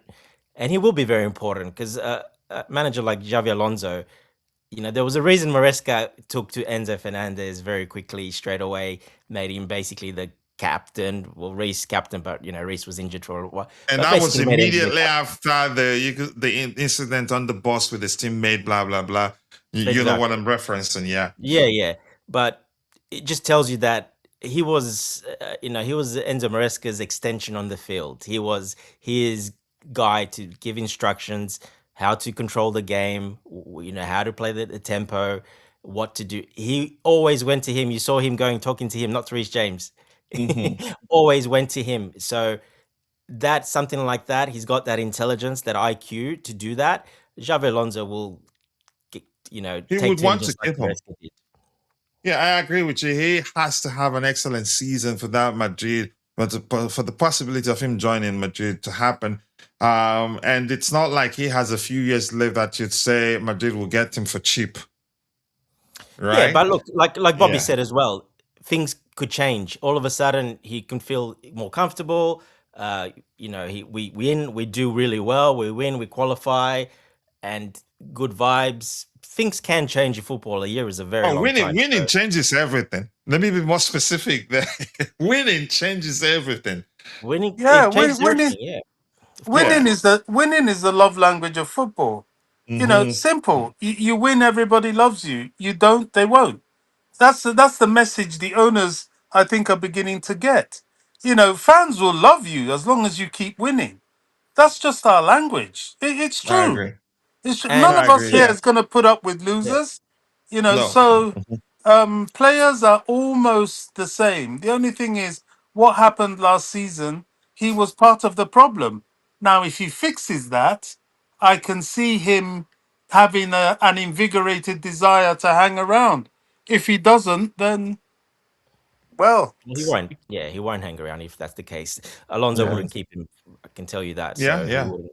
Yeah, he has to be all in on, like he said on many occasions, Alonso, in all his interviews. You're all in basically for the team, all in, or you're not in at all, Team, basically. So, team, team, team, team, team all the time. yeah. This says Tottenham are interested in Nicholas Jackson. No formal approach to open club to club talks as of yet. Sources have confirmed that Tottenham currently have Jackson under consideration. Chelsea are understood to value him at £65 million. I don't think we're actually selling to him, and maybe this is absolute nonsense. I don't know. So it looks like we're gonna get to a lot of the Xavi Alonso comments here. Let me go to the main presentation window here. The it's first one, it's Xavi it's Alonso on. probably Yeah, true, go ahead. but it's probably true. But Javi, the way he spoke about Jackson, I'm not sure he's going to let that guy go. And if he has a good run out in these preseason matches, that will just cement his mind. Let me He's put it not this way to you, against it. Bobby. Do you see Jackson starting over João Pedro? I don't think No, it will be that dynamic. Of course not. Jao Pedro's the man. but they could At both start at the same time, actually. Exactly. The permutations. I can see Jackson being ahead of Welbeck, for example. Welbeck is definitely one for the bench. So the strikers will be him and João Pedro. And I'm not sure he'll be adverse to that.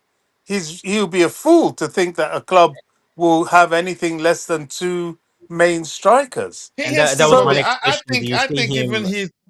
Do you see Go him ahead, coming Dante. on? Who do you see coming on, Jackson or Welbeck? what do you mean? Welbeck. Off the So I in a think bench? even game, yeah, Bobby. Here's the thing. I think even It Jackson depends on the himself would game. want to leave. I think Jackson would want to leave. Yeah, I mean, I'm not arguing. It's Hmm. possible, but if Alonso shows him love, I don't think he will. Look, it depends on the game. There are certain games that bringing Welbeck off the bench is the answer, and there's certain games that Jackson is the answer, and we're restricting it to the centre forward position. Jackson can play anywhere along that front line. It's interesting. Would he want to go? It's likely. It's likely he still wants to go. We just wait and see what happens. Because Exactly. It's it's another wait. It's yeah. another wait and see. But Let's the wait and one see. I am sure is going is the lap. I think if you notice, Alonso said very little about the lap, and that says everything. All right, I'm gonna go ahead start reading everything from the manager's presser, and I wouldn't stop and ask questions, but if you want to interject or have anything to say about any particular comments, you go ahead. Xavi Alonso on what stage the team is at right now. He says we are at the stage of preseason, so not where we want to be. For sure, we are looking forward to playing at this stadium. The excitement and the engagement and the engagement with local fans is fantastic. They are so close, even if they are so far away. Okay, a huge turnout there. I did see a video on X. A lot of people are out there. Xavi Alonso, if Mudryk plays, will play tomorrow. He says he came directly from the airport to the hotel yesterday. It was more about the feelings and emotions than to assess fitness level. But yes, he could play. 90 minutes too early, he can be selected, he can play. So he gets a chance, but definitely not 90 minutes. So I think his teammates love him. They yeah, they, this is a bit they were older. all This celebrating coach, yeah, this is a bit older. that No, one there. the Okay. quotes are like older. I'm just saying the quotes are a little bit older. So he did say that Mudryk will be ready to go. He can play tomorrow. He can play tomorrow. Okay, and I wanted to talk. I was also mentioning his teammates. They all seem happy to see him return, celebrating his return on not X, Instagram. That's where they mostly are. Not a lot of them are on X. Xavi Alonso on Mudryk's arrival. We are thrilled Misha could be with us. You could see his smile, the great feeling for him to be back. A fitness level where we see he has been working hard. Now it's about trying to do things with his teammates. That's the integration process we've talked about. We did Yeah. speak about that at length, actually. Mabas says I actually wouldn't mind Jackson and JP starting together. It's a possibility, but that wasn't necessarily the debate we were having on the panel here. Xavi Alonso on Henderson's injury when he's fit. Okay, yeah, because he suffered an injury during the World Cup, but not one that could stop him from playing. But He had a maybe procedure. this. Yeah, okay. All right. With Jordan, we expect he can start training with all of the rest of the players in the semis. Okay. We need to assess with Jordan how long he will not be able to compete because of the injury.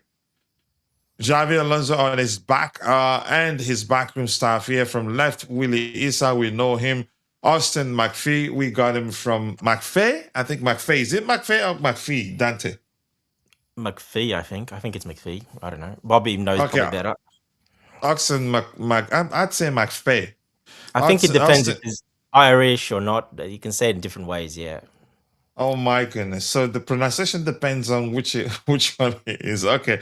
Ben Roberts is still here. Ismail Camforte is still here. Callum McFarlane, we know him. Alberto Encinas is here. Bernat Labien. Which one of them came from La Liga? a week ago or so. So his guys are the Bernard, Alberto, and Ismael. Those are his guys, and Perillas. It's got 4. Okay. All right. Oh, that's it. I think we're all caught up with that. Bobby, anything else before we call it a day? Or Dante, how about you? Anything else? Nope, all good. Yeah, I was Covered everything. noticing the McPhee set piece drills that he was doing. Oh yeah, I put a video of that as well. Yep. Not that one He's should get so excited by it, but at least they're visuals of him actually teaching set pieces. Unlike the other guy, we've got no visuals of that, and we saw no evidence of that on the pitch either. So No, he did that as well when he came but, in for the preseason. well, here's what I want to say about McPhee. In this case, the way Aston Villa, the way they execute their set piece, you could argue more 29 goals, coach. Yeah, and you could argue more scientific than that of the Arsenal set piece coach, because I think what he taught the Arsenal players is to wrestle, put players on the chokehold, push, Yeah. and all this Everything thing. illegal, yeah. Yeah, everything illegal, and unfortunately for Premier League teams, the rules are adapted to the way Arsenal wanted to play rather than the other way around. But that's, by the way, the point I'm trying to make. His application is more scientific than that of the Arsenal set piece coach, and he beautiful to watch. Actually, tricks. It's a lot of tricks. Even when they keep it on the carpet, they have a way of confusing the opposition, not by shoving, punching, or putting people on chokehold. I like that, really. But that's my opinion anyway. Anything else before we call it a day, please? What's key as well, you got to have the right personnel that you can do that with. So, adding a lot of height and physicality, as Bobby would say, well, that helps as well. Nailed it. You nailed it, Dante. Physicality. I didn't even get it right, but you nailed it. Oh my goodness, that was beautiful. Dante understands. It's very important. No, the most important thing for me, Bobby, he nailed it. The way you say it, he nailed it. Did it 100%. But go ahead, Dante. You're after me today, I can see. I love it. But go ahead, Dante, really. Well, it helps, it helps. He's got the right it does. You know your mate very well. Go ahead, bro. Another thing he mentioned was Henderson. I don't think Henderson is able to even train because of his injury. No, he can't. He's recovering. He had an operation, like a procedure done. I can't remember exactly what it was, but on his own, he did have an operation. So that's interesting. He doesn't really think we'll see him until probably the season starts now. Most likely. Yeah, I think it's planned. Like the couple of games you might see him if you go to in London, like the last couple of friendlies, he might be ready for those. Well, but we're not certain. Yeah, there's no real timeline, but that's sort of the timeline around that time. All right. I think with that, we've come to the natural end of this particular edition of the Blue Morning Show. It's afternoon already, 2:55 p.m. For me, we started 11:45 a.m. I appreciate you all. I appreciate the captain of the community in Constantine Dante for finding the time to be part of the conversation. And of course, our senior panelist and Bobby Smoky Signal, I appreciate you. Who else was here in the chat? We've had a lot of people. Vic was here. Mabas05, aka MB05, still here. Glitch Ghost 40, still here. I appreciate you. Who else was here? Jay was also here. Drew was also here. Sean Abiona was also here. And if I missed your name, apologies, I'm only human. See you guys next time. God bless us all, and cheers. Cheers, guys. Take care.